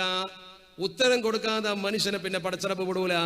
മാത്രമല്ല അള്ളാഹുവിന്റെ തിരുദൂതർ പറഞ്ഞൊരു വാചകമുണ്ട്, ഈ പരിശുദ്ധമായ റുക്നിന്റെ അടുത്ത്, അഥവാ റുക്നുൽ ഹജർ എന്ന് പറയും, ഹജറുൽ അസ്വദ് എന്ന് പറയും. ഹജറുൽ അസ്വദിന്റെ മൂലയെ കുറിച്ച് വിശദീകരിക്കുന്ന കിതാബിൽ കാണാൻ കഴിയും. ഉക്കില ബിഹി 70 മലക്കാ, 70 മലക്കുകളെ പടച്ചറബോടെ റെഡിയാക്കി വെച്ചിട്ടുണ്ട്. എന്തിനാ? അതിൽ നടന്നു പോയിക്കൊണ്ട് തവാഫിന്റെ ദുആ ചെയ്യുന്ന ആളുകൾക്ക് ആമീൻ ആമീൻ ആമീൻ എന്ന് പറയാൻ. മുൽത്തസമിൽ വന്നുകൊണ്ടും ഹജർ മുത്തിക്കൊണ്ടും ദുആ ചെയ്യുന്നവർക്ക് ആമീൻ ആമീൻ ആമീൻ എന്ന് പറയാൻ 70 മലക്കുകളെ പടച്ചറബ് റെഡിയാക്കി നിർത്തിയിട്ടുണ്ട്. ആ 70 മലക്കുകൾ മാറി മാറി മാറി വരും. ബൈത്തുൽ മഅമൂർ തവാഫ് ചെയ്യും പോലെ ഹദീസിലുണ്ട്. അപ്പൊ നമ്മൾ നിസ്കരിക്കേണ്ടത് അവിടെയല്ലേ? അവിടെയും പറഞ്ഞില്ലല്ലോ. പിന്നെ നമ്മൾ യുക്തി കൊണ്ട് ചിന്തിച്ചാൽ അടുത്തത് റുക്നുൽ യമാനിയാണ്. കഅബയുടെ 4 മൂലകൾ. റുക്നുൽ ഹജർ കഴിഞ്ഞാൽ റുക്നുൽ ഇറാഖി, റുക്നുൽ ഷാമി, റുക്നുൽ യമാനി. റുക്നുൽ യമാനിയുടെ പ്രത്യേകത എന്താ? അലർ റുക്നുൽ യമാനി മലക്കാനി യുഅമ്മിനാനി അലാ മൻ മറ അലൈഹിമാ. അവരുടെ മുമ്പിലൂടെ കടന്നു പോകുന്ന, രണ്ടാളുടെ മുമ്പിലൂടെ കടന്നു പോകുന്നവർക്ക് വേണ്ടി ആമീൻ എന്ന് പറയാൻ 2 മലക്കുകളെ ചുമതലപ്പെടുത്തിയിരിക്കുന്നു.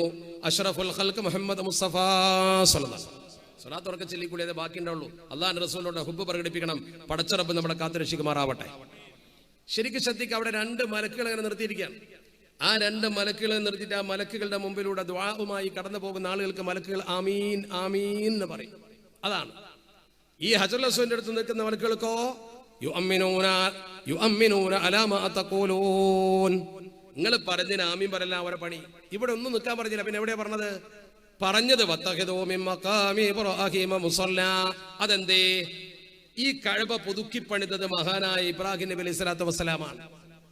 ഇബ്രാഹിം നബി അലൈഹി സ്വലാത്തു വസ്സലാം പുതുക്കി പണിത പരിശുദ്ധ കഅബയിൽ ഇബ്രാഹിം നബിയുടെ സ്മാരകമായി ഒരു കല്ല് അവിടെ വെച്ചിട്ടുണ്ട്. ഇബ്രാഹിം നബി കയറി നിന്ന കല്ല്, പാദപതനമുള്ള കല്ല്. ആ കല്ലിന്റെ പുറകെ നിസ്കരിക്കുമ്പോൾ ഇബ്രാഹിം നബിയോട് ഒരു കടപ്പാട് നമ്മൾ വീട്ടുകയാണ്. അല്ല പറഞ്ഞു, ഇബ്രാഹിം നബിയിലൂടെ നിങ്ങൾ എന്നിലേക്ക് വന്നോളൂ എന്നാ പറഞ്ഞത്. ഇബ്രാഹിം നബി ആകുന്ന ബാപ്പ വത്തഖിദൂ മിൻ മഖാമി ഇബ്രാഹിമ മുസല്ല എന്ന് പറഞ്ഞപ്പോൾ അല്ല പറഞ്ഞിട്ടുണ്ട്, നിങ്ങൾ ഇബ്രാഹിം നബി അലൈഹി സ്വലാത്തു വസ്സലാമിനെ കുറിച്ച് അള്ളാഹു പറഞ്ഞ വാചകം കേട്ടില്ലേ? മഹാനായ ഇബ്രാഹിം നബി അലൈഹി സ്വലാത്തു വസ്സലാം ഒരു ഉമ്മത്തായിരുന്നു. മാത്രമല്ല ഇബ്രാഹിം നബി അലൈഹി സ്വലാത്തു വസ്സലാമിനോട് നമുക്ക് എത്രത്തോളം കടപ്പാടാണ്. വത്തബിഊ മില്ലത ഇബ്രാഹിമ ഹനീഫാ. നിങ്ങൾ ഇബ്രാഹിം നബിയുടെ മാർഗം ശരിക്ക് പിന്തുടരണം എന്നാ പറഞ്ഞത്. നിങ്ങൾ എന്റെ മാർഗം പിന്തുടർന്നോളി എന്ന് പറഞ്ഞാൽ പോരെ? ഇബ്രാഹിം നബിയിലൂടെയാണ് പടച്ചറബിലേക്ക് അടുക്കുക, പ്രവാചകന്മാരിലൂടെയാണ് അടുക്കുക. ഈ കല്ലിന്റെ മുമ്പിൽ നിങ്ങൾ സുജൂദ് ചെയ്യുമ്പോൾ നിങ്ങളെ മനസ്സിന്റെ ഉള്ളിൽ വരുന്നുണ്ടോ, പടച്ചോനെ ഞാൻ നിനക്കാണ് ഇബാദത്ത് ചെയ്യുന്നത്, എന്റെ തൗഹീദ് പഴച്ചു പോകുമല്ലോ ഈ കല്ലിന്റെ മുമ്പിൽ ഉണ്ടായാൽ എന്ന് കരുതുന്നുണ്ടോ? ഞാൻ ഈ കല്ലിന്റെ തോട്ടിൽ സുജൂദ് ചെയ്യുകയില്ല, ഞാൻ അള്ളാഹ്ക്കെ സുജൂദ് ചെയ്തു എന്ന് പറഞ്ഞ ഒരാളെന്ന് മാറിയാലോ? സാധാരണ അവിടെ തിരക്കാണ്, ഞാൻ അവിടെ നിസ്കരിക്കില്ല എന്ന് പറഞ്ഞാൽ എവിടെ പോയി നിസ്കരിച്ചാലും നിസ്കാരം ശരിയാവും. ഹിജർ ഇസ്മായിൽ നിസ്കരിച്ചാലും ശരിയാവും, റുക്കല്ലമാലിൽ നിസ്കരിച്ചാലും ശരിയാവും, എവിടെ പോയി നിസ്കരിച്ചാലും ശരിയാവും. നേരെ മറിച്ച് വേറൊരാൾ പറയുന്നു, ആ കല്ലിന്റെ ചോട്ടിൽ ഞാൻ സുജൂദ് ചെയ്യുമ്പോൾ എന്റെ ഈമാൻ പഴിച്ചു പോകും, കാരണം അള്ളാഹ്ക്കെ ഞാൻ സുജൂദ്, ഈ കല്ലിനല്ല, ഇതൊരു മനുഷ്യന്റെ കാലും കല്ലുമാണ്. പ്രവാചകൻ കേവലം ഒരു മനുഷ്യനാണ്, എനിക്ക് അവിടെ സുജൂദ് ചെയ്യാൻ കഴിയില്ല എന്നൊരാൾ പറഞ്ഞാൽ ഓൻ ദീനിന്ന് പുറത്താ. കാരണം എന്താ?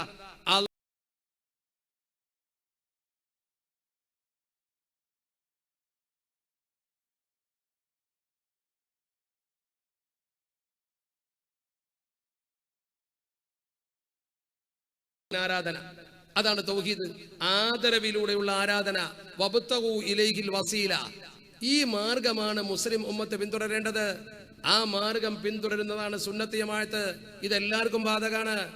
ഏത് തൗഹീദ് വാദിക്കും ഇത് ബാധകമാണ്. അതാണ് അള്ളാഹുവിലേക്ക് അടുക്കാൻ പൂർവ്വകാല മഹത്തുക്കളൊക്കെ സ്വീകരിച്ച മാർഗം. ആദം നബി അലൈഹി സ്വലാത്തു വസ്സലാം സ്വീകരിച്ച മാർഗം അതാണ്. ആദം നബി അലൈഹി സ്വലാത്തു വസ്സലാം സ്വീകരിച്ചു എന്ന് മാത്രമല്ല, സ്വർഗത്തിലെ പഴം പൂജിച്ചപ്പോൾ ആദം നബി തങ്ങൾ പടച്ച റബ്ബിനോട് പറഞ്ഞില്ല, അസ്അലുക ബിഹഖി മുഹമ്മദിൻ അൻ തഗ്ഫിറ ലീ, പടച്ചവനെ മുഹമ്മദ് നബി തങ്ങളെ ഹക്ക് കൊണ്ട് പൊറുക്കണേ അല്ലാഹ്. അത് പറഞ്ഞു എന്ന് മാത്രമല്ല, അത് പറഞ്ഞതിനെ പുകഴ്ത്തിക്കൊണ്ട് ബഹുമാനപ്പെട്ട ഇമാം അബൂ ഹനീഫ റഹ്മത്തുള്ളാഹി അലൈഹി തങ്ങൾ റൗദന്റെ മുമ്പിൽ വെച്ച് മനോഹരമായ ഖസീദയിൽ അത് പറഞ്ഞില്ലേ? ഇപ്പോഴും നിങ്ങൾ റൗദ സിയാറത്ത് ചെയ്യുമ്പോൾ പോയോ കൊണ്ട് വലിയ വലിയ പണ്ഡിതന്മാർ ഈ ഖസീദത്തുൻ നുഅ്മാനി അങ്ങനെ ആരും കാണാതെ മറച്ചു വെച്ച് ചെല്ലുന്ന കാണും. ഖസീദത്തുൻ നുഅ്മാനിയ റൗദയുടെ സമീപത്ത് വെച്ച് ചെല്ലുന്ന ഒരു പടി പണ്ഡിതന്മാരെ, യമനികളായി വന്ന പണ്ഡിതന്മാരെയും അതുപോലെ തന്നെ സൗദിയിൽ തന്നെയുള്ള പഴയ പണ്ഡിതന്മാരെയും ഞാൻ നേരിട്ട് കണ്ടിട്ടുണ്ട്. അതിൽ ബഹുമാനപ്പെട്ട ഇമാം അബൂ ഹനീഫ റഹ്മത്തുള്ളാഹി എന്ന് പറഞ്ഞാൽ ആരാ? അതും വേണമെന്ന് പഠിക്കുക. ഇമാം അബൂ ഹനീഫ റഹ്മത്തുള്ളാഹി അലൈഹി തങ്ങൾ എന്ന് പറഞ്ഞാൽ ആരാ? തൗഹീദിൽ നിന്ന് പഴച്ചു പോകുമെന്ന ചിന്ത അദ്ദേഹത്തിന് ഉണ്ടെങ്കിൽ ഈ പണി അദ്ദേഹം ചെയ്യോ? അദ്ദേഹം ആരാന്ന് ഞാൻ പറഞ്ഞുതരാം. നിങ്ങൾക്ക് അറിയായിക കൊണ്ടല്ല ഇതിലേക്ക് കൂട്ടിച്ചേർക്കാൻ വേണ്ടി പറയാണ്. അള്ളാഹുവിന്റെ പരിശുദ്ധ ഹബീബ് അഷ്റഫുൽ ഖൽഖ് മുഹമ്മദ് മുസ്തഫ സ്വല്ലല്ലാഹു അലൈഹി വസല്ലമ തങ്ങൾ റൗദയിൽ അടക്കം ചെയ്യപ്പെട്ട ശേഷം റഫീഖുൽ അഅലയിലേക്ക് നബി തങ്ങൾ നീങ്ങിയതിന്റെ ശേഷം ആ റൗദയുടെ മുമ്പിൽ വന്നുകൊണ്ട് ബഹുമാനപ്പെട്ടവർ ഇമാം അബൂ ഹനീഫ റഹ്മത്തുള്ളാഹി അലൈഹി തങ്ങൾ എഴുതിയുണ്ടാക്കിയ കവിത ബഹുമാനപ്പെട്ടവർ പറയുന്നു, അന്തല്ലദീ ലമ്മാ തവസ്സല അദമു മിൻ സല്ലത്തിൻ ബിക ഫഅസ വഹുവ അബആക. എന്താണ് പറഞ്ഞ വാക്കിന്റെ ഗൗരവം നോക്കണം നിങ്ങൾ. അന്തല്ലദീ ലമ്മാ തവസ്സല അദമു, ആദം നബി അലൈഹി സ്വലാത്തു വസ്സലാം നിങ്ങളെ കൊണ്ടല്ലേ നബിയെ തവസ്സുൽ ചെയ്തത്. ആദം നബി സ്വർഗത്തിൽ പഴം പുജിച്ചപ്പ നബിയെ നിങ്ങളെ ഹക്ക് കൊണ്ട് പൊറുക്കണമെന്നല്ലേ പറഞ്ഞത്? അന്തല്ലദീ ലമ്മ തവസ്സല അദമു മിൻ സല്ലത്തിൻ ബിക ഫഅസ വഹുവ അബാക. അങ്ങനെയല്ലേ മഹാനായ ആദം നബി അലൈഹി സ്വലാത്തു വസ്സലാം അവിടുന്ന് വിജയിച്ചു പോകുന്നത്? വഹുവ അബാക, അത് നിങ്ങളെ ഉപ്പയാണ്. വഹുവ അബാക അബൂക എന്ന് പറയേണ്ടടുത്ത അബാക എന്നത് അത് കൂഫ ബസ്ര ശൈലിന്റെ വ്യത്യാസമാണ്, പണ്ഡിതന്മാർക്കറിയും. ഒന്ന് ശ്രദ്ധിക്കണേ നിങ്ങൾ, വളരെ കൃത്യമായി പറയുന്ന വാചകം അതാണ്. അത് പറഞ്ഞിട്ട് പിന്നെയോ, പിന്നെ ഇങ്ങനെ ഓരോ നബിമാരെ കഥ പറയുകയാണ്. ആരാ പറയുന്ന? ഇമാം അബൂ ഹനീഫ തങ്ങള് ഓരോ നബിമാരും തവസ്സുൽ ചെയ്ത കഥ പറയുകയാണ്. വളരെ വ്യക്തമായി പറയുന്നു. മഹാനായ അയ്യൂബ് നബി അലൈഹി സ്വലാത്തു വസ്സലാം രോഗബാധിതനായി പടച്ചറപ്പിനോട് ദുആ ചെയ്തപ്പോൾ അയ്യൂബ് നബിക്ക് രോഗം മാറാതെ മുന്നോട്ട് വന്നപ്പോൾ അയ്യൂബ് നബി അലൈഹി സ്വലാത്തു വസ്സലാം നബിയെ നിങ്ങളെ കൊണ്ടല്ലേ ദുആ ചെയ്തത്? നിങ്ങളെ കൊണ്ട്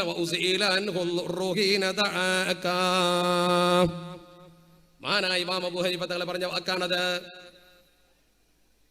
ആ അയ്യൂബ് നബി അലൈഹി സ്വലാത്തു വസ്സലാമിന് രോഗം വന്നപ്പോ അദ്ദേഹത്തിന് രോഗബാധിതനായ സമയത്ത് അദ്ദേഹം നിങ്ങളെ വിളിച്ചുകൊണ്ടല്ലേ പ്രാർത്ഥിച്ചത്? പടച്ചറപ്പിനോട് നിങ്ങളെ മുമ്പിൽ വെച്ചിട്ടാ പ്രാർത്ഥിച്ചത്. ഖലീലു നിങ്ങളെ കൊണ്ട് ദുആ ചെയ്തില്ലേ? ഇബ്രാഹിം നബി അലൈഹി സ്വലാത്തു വസ്സലാം നിങ്ങളെ കൊണ്ട് ദുആ ചെയ്തില്ലേ? ഇബ്രാഹിം നബിയെ തീയിലിട്ട സമയത്ത് ബഹുമാനപ്പെട്ടവർ നിങ്ങളെ കൊണ്ട് ദുആ ചെയ്തില്ലേ? കവിത ഇങ്ങനെ നീട്ടി പറയുകയാണ്. ആ കവിത ഇങ്ങനെ പറഞ്ഞ് കവിത പറഞ്ഞ് മുന്നോട്ട് വന്നിട്ട് മഹാനവർകൾ പറഞ്ഞു, ഈ ഭൂമുഖത്ത് നിങ്ങളല്ലാതെ എനിക്ക് ആരുണ്ട്? അള്ളാഹുവിന്റെ പരിശുദ്ധ ഹബീബിന്റെ റൗളന്റെ മുമ്പിൽ വന്ന് നബി തങ്ങൾ പോയതിന്റെ ശേഷം നബി തങ്ങളുടെ റൗളന്റെ മുമ്പിൽ വെച്ചുകൊണ്ട് ഇമാം അബൂ ഹനീഫ തങ്ങൾ പറയുകയാണ്, യാ സയ്യിദ സാദാത്തി ജിഅതുക ഖാസിദ അർജു റിളാക വഖതമി ബിഹിമാക. അവസാനമായി അദ്ദേഹം പറയുന്നൊരു വാക്കുണ്ട്, യാ സയ്യിദ ഥഖലൈനി യാ കൻസൽ വറ ജുദ്ലി ബിജുദിക അർദിനി ബിറിളാക. എന്താണ് പറഞ്ഞ വാക്കൊക്കെ? നിങ്ങൾ മാത്രമേ എനിക്ക് ഭൂമിയിലുള്ളൂ, ഈ അബൂ ഹനീഫക്ക് വേറെ ആരുണ്ട് നബിയെ? ഇങ്ങനെ ചോദിച്ചുകൊണ്ട് തവസ്സുൽ ചെയ്ത ദീനിൽ നിന്ന് പുറത്തു പോകുമെങ്കിൽ ആ ഭയം എന്തുകൊണ്ട് അബൂ ഹനീഫ തങ്ങൾക്ക് ഉണ്ടായില്ല? ആരാണ് അബൂ ഹനീഫ തങ്ങളെ സൂക്ഷ്മതയുടെ ഗൗരവം പഠിക്കാത്തത്? അബൂ ഹനീഫ റഹ്മത്തുള്ളാഹി അലൈഹി തങ്ങളുടെ പ്രിയപ്പെട്ട ഒരു ശിഷ്യൻ മരണപ്പെട്ടു പോയി. ആ ശിഷ്യൻ മരണപ്പെട്ടപ്പോൾ മയ്യത്തെടുക്കാൻ ഇമാമ് പോവുകയാണ്. പ്രിയപ്പെട്ട ശിഷ്യന്മാർ കൂടെയുണ്ട്. ദീർഘമായ യാത്രയാണ്. മണൽപ്പരപ്പിലൂടെ ചുട്ടുപൊള്ളുന്ന വെയിലത്തുള്ള യാത്രയാണ്. ആ ചുട്ടുപൊള്ളുന്ന വെയിലത്തെ മണൽപ്പരപ്പിലൂടെ ഇമാമും സംഘവും വളരെ പ്രയാസപ്പെട്ടുകൊണ്ട് നടന്ന് ശിഷ്യന്റെ മയ്യത്തെടുക്കാൻ വേണ്ടി അവന്റെ ഗ്രാമത്തിലേക്ക് പോകുകയാണ്. താരീഖിന്റെ കിതാബിൽ മനോഹരമായി ഉദ്ധരിച്ചിട്ടുണ്ട്. വിയർത്തിട്ട് ഇമാം അങ്ങോട്ട് ഒലിച്ചിട്ട് വിയർത്തൊലിച്ചിട്ട് വേഗമാസകലം പൊള്ളുന്ന വെയിലാണ്. സൂര്യതാപമേറ്റുകൊണ്ട് മുന്നോട്ട് പോവുകയാണ്. ശിഷ്യന്മാര് പോലും ക്ഷണിച്ചു, യുവനിരകളായ ശിഷ്യന്മാര് പോലും ക്ഷണിച്ചു. പിന്നെ ഇമാം ക്ഷീണിക്കുമെന്ന കാര്യത്തിൽ എന്താ തർക്കം? മഹാനായ ഇമാം അവർകൾ ക്ഷീണിച്ചിരിക്കുന്നുവെന്ന് കുട്ടികൾക്ക് ബോധ്യപ്പെട്ടപ്പോ പ്രിയപ്പെട്ട ശിഷ്യന്മാര് പറഞ്ഞു, ഉസ്താദേ ഒന്ന് വിശ്രമിച്ചിട്ട് പോയാ പോരെ? അവിടെ എവിടെയും ഒരു വിശ്രമത്തിന് മരം പോലുമില്ല, തണലില്ല, തണുപ്പില്ല, ഇരിക്കാൻ പറ്റൂല. പൊള്ളുന്ന വെയിൽ, ചൂട് പിടിച്ചു നിൽക്കുന്ന മണല്, വല്ലാത്ത സങ്കടമാണ്. എന്ത് ചെയ്യും? അവസാനം അവർ തീരുമാനിച്ചു, ഉസ്താദിന് വേണ്ടി ഒന്ന് വിശ്രമിക്കാൻ സ്ഥലം കണ്ടുപിടിക്കാൻ ഒന്ന് അങ്ങും ഇങ്ങുമൊക്കെ ഓടി. ഏതായാലും അല്പം ദൂരെ ചെന്നപ്പോൾ ഒരു വീട് കണ്ടു, ഒരു ചെറിയ കെട്ടിടം. ആ കെട്ടിടം കണ്ടു. ആ കെട്ടിടത്തിന്റെ വരാന്തയിൽ വിശ്രമിക്കാൻ നല്ല സൗകര്യമുണ്ട്. താരീഖിൽ അങ്ങനെ തന്നെ പറയുന്നുണ്ട്. അവർ ഉസ്താദിനെ വിളിച്ച ആ കെട്ടിടത്തിന്റെ സമീപത്തേക്ക് ഒന്ന് വഴിതെറ്റിച്ചു കൊണ്ടുപോയി. കാരണം നേരെ വഴിക്കല്ല പോകേണ്ടത്, ഇങ്ങോട്ടൊന്ന് മാറിപ്പോണം. അവിടെ കൊണ്ടുപോയി. എന്തിനു? ഉസ്താദിന്റെ വേർപ്പൊന്ന് മാറ്റാൻ, ലേശം തണൽ കിട്ടാൻ. എന്റെ ശബ്ദം കേൾക്കുന്ന പ്രിയപ്പെട്ട മുഅ്മിനീങ്ങൾ മനസ്സിലാക്കണം, ഇമാം അബൂ ഹനീഫ തങ്ങളെ ശിഷ്യന്മാർ ക്ഷണിച്ചു കൊണ്ടുപോയി ആ വീട് കാണിച്ചു കൊടുത്ത്, ഈ വീട്ടിന്റെ തണലിൽ ഒന്ന് ഇരുന്നിട്ട് വിയർപ്പ് പറ്റിയിട്ട് ഉസ്താദെ പോകാം, ഇല്ലെങ്കിൽ ഉസ്താദിന് മുന്നോട്ട് പോകാൻ കഴിയില്ല. പ്രയാസപ്പെട്ട് കുട്ടികൾ കണ്ടുപിടിച്ച ആ സ്ഥലത്തേക്ക് ഉസ്താദിനെ കൊണ്ടുചെന്ന് ഉസ്താദ് ആ കെട്ടിടൊന്നിങ്ങനെ നോക്കിയിട്ട് മഹാനായ ഉസ്താദ് തിരിഞ്ഞു നടന്നു. ഞാനിവിടെ വിശ്രമിക്കൂല. അന്തം വിട്ടുപോയി ചെറുപ്പക്കാർക്ക്. അത്ര കട്ടപ്പെട്ട് ഉസ്താദിന് വിയർപ്പൊന്ന് മാറ്റാൻ ഒരു തണല് കണ്ടുപിടിച്ചതാ. എന്നിട്ട് ഉസ്താദ് അവിടെ ഇരിക്കൂല എന്നാണ് പറയുന്നത്. എന്താ അത്ഭുതം! മഹാനായ ഇമാം അബൂ ഹനീഫ തങ്ങളോട് ഭവ്യതയോടെ ശിഷ്യന്മാര് ചോദിച്ചു, അല്ലയോ ഗുരുവര്യരെ, എന്തുകൊണ്ടാണ് അങ്ങ് ആ കെട്ടിടത്തിന്റെ തണലാസ്വദിക്കാത്തത്? ഇമാം അബൂ ഹനീഫ തങ്ങൾ തന്റെ പ്രിയപ്പെട്ട ശിഷ്യന്മാർക്ക് ഹദീദ് പഠിപ്പിച്ചു കൊടുത്തു. ലക്ഷക്കണക്കിന് ഹദീദുകൾ മനഃപ്പാടമാക്കിയ മഹാപണ്ഡിതൻ തന്റെ പ്രിയപ്പെട്ട ശിഷ്യന്മാർക്ക് നബി തങ്ങളുടെ ഒരു മുത്ത് ഹദീദ് പഠിപ്പിച്ചു കൊടുത്തു. എന്താണ് നബി തങ്ങൾ പറഞ്ഞത്? അള്ളാഹുവിന്റെ പരിശുദ്ധ തിരുദൂതർ പഠിപ്പിച്ചു കൊടുത്തു, ഏതെങ്കിലും ഒരു മനുഷ്യൻ മറ്റൊരാൾക്ക് ഒരു പണം കടം കൊടുത്തു, കുല്ലു ഖർദിൻ ജറ മൻഫഅതൻ ഫഹുവ റിബൻ.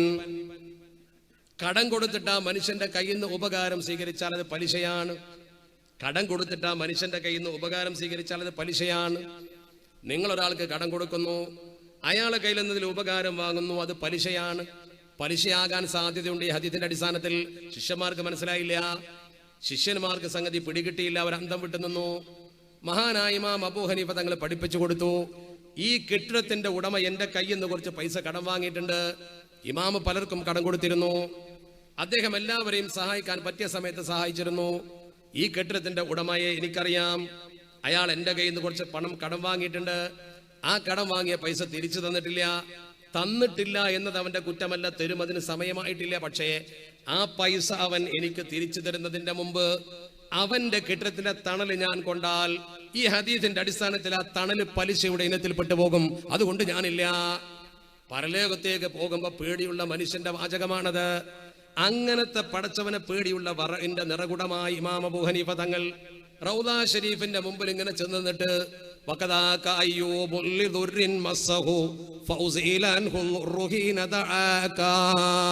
എന്ന് പറയുമോ? അങ്ങനെ പറയാൻ പറ്റുമോ? എന്താണ് പറഞ്ഞ വാക്ക്? അയ്യൂബ് നബിക്ക് തനിക്ക് രോഗം ബാധിച്ചപ്പോൾ, അയ്യൂബ് നബിക്ക് രോഗം ബാധിച്ചപ്പോൾ നബിയെ നിങ്ങളെ വിളിച്ചപ്പോഴാണ് അയ്യൂബ് നബിയുടെ രോഗം മാറിയത്. എന്താണ് പറഞ്ഞ വാക്ക്? ഒരു കെട്ടിടത്തിന്റെ തണല് കൊണ്ടാൽ ഉടമ എന്റെ കയ്യിൽ നിന്ന് പൈസ കടം വാങ്ങിയത് കൊണ്ട് അത് പലിശയുടെ ഇനത്തിൽ പെട്ടുപോകുമോ എന്ന് പേടിച്ചിട്ട് വറഇന്റെ അങ്ങേ അറ്റം പ്രകടിപ്പിച്ചൊരു മഹാൻ. കൂഫയിൽ ഒരു ആട് കളവ് പോയപ്പോൾ, ഒരാട് ജീവിച്ചിരിക്കുന്ന കാലഘട്ടം താരിഖിൽ വ്യത്യസ്ത അഭിപ്രായമുണ്ടെങ്കിലും 8 കൊല്ലം മഹാനവരിൽ അട്ടറച്ചു കൂട്ടിയില്ല. ആ കളവ് പോയ ആടിനെ അറുത്ത് കൊണ്ടുവന്ന് വിറ്റ് ഹറാമന്റെ വയറ്റിലേക്ക് വരുമോ? അറിയാതെ വന്നാലും വല്ല കുഴപ്പമൊന്നുമില്ല, നമ്മൾ അറിയാത്തത് കൊണ്ടല്ലേ. ആട് ഹലാലാണല്ലോ, അറിയാതെ സംഭവിക്കുന്നതിന് നമ്മൾ ഉത്തരവാദിയല്ല. എന്നാലും എന്റെ വയറ്റിലേക്ക് ഹറാമ് വരാൻ പാടില്ല, 8 കൊല്ലം ആട്ടിറച്ചി വേണ്ടെന്ന് വെച്ചു. അത്ര സൂക്ഷ്മതയുള്ള ഒരു മഹാപണ്ഡിതൻ എന്തെങ്കിലും സംശയമുണ്ടെങ്കിൽ അള്ളാന്റെ റസൂലിന്റെ റൗദയുടെ മുമ്പിൽ ചെന്നുകൊണ്ട് ഇങ്ങനെ പറയുമോ? അപ്പൊ നിങ്ങൾ മനസ്സിലാക്കണം, മഹാന്മാരെ തവസ്സുൽ ചെയ്തുകൊണ്ട് പടച്ച റബ്ബിലേക്ക് അടുക്കുക എന്നത് ഇമാം അബൂ ഹനീഫ തങ്ങളെ പോലത്തെ വലിയ വലിയ ബുദ്ധിമാന്മാരായ പണ്ഡിതന്മാർ, വലിയ വലിയ മഹത്തുക്കൾ ലോകത്ത് ചെയ്ത പ്രവർത്തനത്തിന്റെ തുടർച്ചയായി മാത്രമേ നമ്മൾ കൊണ്ട് നടക്കുന്നുള്ളൂ. നമ്മളായിട്ടൊന്നും ഉണ്ടാക്കിയിട്ടില്ല, നമ്മളായിട്ടൊന്നും പുതുതായി സൃഷ്ടിച്ചിട്ടില്ല. അള്ളാഹുവിന്റെ പരിശുദ്ധതയിൽ പഠിപ്പിച്ചതേ നമ്മൾ ചെയ്തുള്ളൂ. അപ്പൊ നമ്മൾ ചിലരെ മഹാന്മാരായി അംഗീകരിക്കും. മഹാന്മാരായി നമ്മൾ ചിലരെ അംഗീകരിക്കുന്നത് പോലും ചിലർക്ക് ദഹിക്കുന്നില്ല. എന്തിനാ നമ്മളിങ്ങനെ വാശി പഠിക്കുന്നത്? ഞാൻ കുറ്റപ്പെടുത്തുകയല്ല കൂട്ടരെ, ചിന്തിക്കണം നിങ്ങൾ. നമ്മൾ എന്തിനാ വാശി പഠിക്കണത്? അല്ലാഹു റബ്ബുൽ ഇസ്സത്ത് ചില മനുഷ്യന്മാർക്ക് ചില പ്രത്യേക കഴിവുകളും പദവികളും കൊടുക്കുന്നുള്ള ഉറപ്പല്ലേ? എല്ലാവർക്കും പടച്ചറപ്പ് ഒരേ പദവിയെ കൊടുക്കുക? എല്ലാ ആളുകൾക്കും പടച്ചറപ്പ് ഒരേ അവസ്ഥയെ കൊടുക്കുക അല്ലല്ലോ. ഓരോരുത്തർക്കും ഓരോ ഗ്രേഡ് ഉണ്ട്, ഓരോരുത്തർക്കും ഓരോ പദവി ഉണ്ട്. ആ പദവി പടച്ചറപ്പ് അതാത് ആളുകൾക്ക് വകവെച്ച് കൊടുക്കും. ഓരോരുത്തർക്കും പടച്ചറപ്പ് കൊടുക്കുന്ന ചില പദവികളും ആ പദവികൾക്ക് ചില പ്രത്യേകതകളൊക്കെ ഉണ്ട്. അത് അള്ളാഹുവിന്റെ ഭൂമിയിൽ പടച്ചറപ്പ് പലർക്കും പലതുപോലെ കൊടുത്തിട്ടുണ്ട്. ഇസ്ലാമിക സമൂഹത്തിന്റെ പൂർവ്വകാല ചരിത്രങ്ങൾ പഠിക്കുമ്പോൾ നമുക്കത് ബോധ്യപ്പെടൂലേ? നമ്മുടെ ഭൂമിയിൽ ജീവിച്ച മഹത്തുക്കളായ പണ്ഡിതന്മാരെ കുറിച്ചൊന്ന് പഠിച്ചു നോക്കും നിങ്ങൾ. നമ്മളത് ചിന്തിക്കുന്നതാവൂല. ഞാൻ പറയുമ്പോൾ ചിലപ്പോൾ ചിലക്കത് വിശ്വാസം വരൂല. ചില ആളുകൾക്ക് ചില കാര്യങ്ങൾ പറഞ്ഞാൽ അത്ര പെട്ടെന്ന് വിശ്വാസം വന്നോളുന്നില്ല. പക്ഷെ നമ്മൾ മനസ്സിലാക്കേണ്ട പ്രധാനപ്പെട്ട കാര്യമുണ്ട്. ഇവിടെ ചില ആളുകളൊക്കെ മനസ്സിലാക്കുന്നത് ഒരാൾ മരണപ്പെട്ട് കഴിഞ്ഞാൽ അതോടുകൂടി ആൾ ഏർപ്പാട് തീർന്നു എന്നാ. അത് സാധാരണക്കാരനാണെങ്കിലും ശരി, വലിയവനാണെങ്കിലും ശരി, പിന്നൊന്നുമില്ല എന്ന അഭിപ്രായം. മയ്യത്ത് മറമാടി കഴിഞ്ഞാൽ പിന്നെ ആ വ്യക്തിയുടെ ബന്ധം അവസാനിച്ച് പിന്നൊന്നുമില്ല. അതാണ് ഏറ്റവും വലിയ തെറ്റ്. ഞാൻ പറയട്ടെ, സുന്നത്ത് ജമാഅത്തിന്റെ വിശ്വാസം അനുസരിച്ച് താരീഖിന്റെ കിതാബ് പരിശോധിച്ചാൽ എല്ലാവരും അംഗീകരിക്കുന്ന ചരിത്രത്തിൽ തന്നെ ഉണ്ടല്ലോ, മരണാനന്തരം ഇങ്ങോട്ട് സംസാരിച്ച് കാര്യങ്ങൾ ബോധ്യപ്പെടുത്തിയ ആൾക്കാർ. ഞാനൊരു ചെറിയ സംഭവം പറയാം. അള്ളാഹുവിന്റെ പരിശുദ്ധ തിരുദൂതർ അഷ്റഫുൽ ഖൽഖ് മുഹമ്മദ് മുസ്തഫ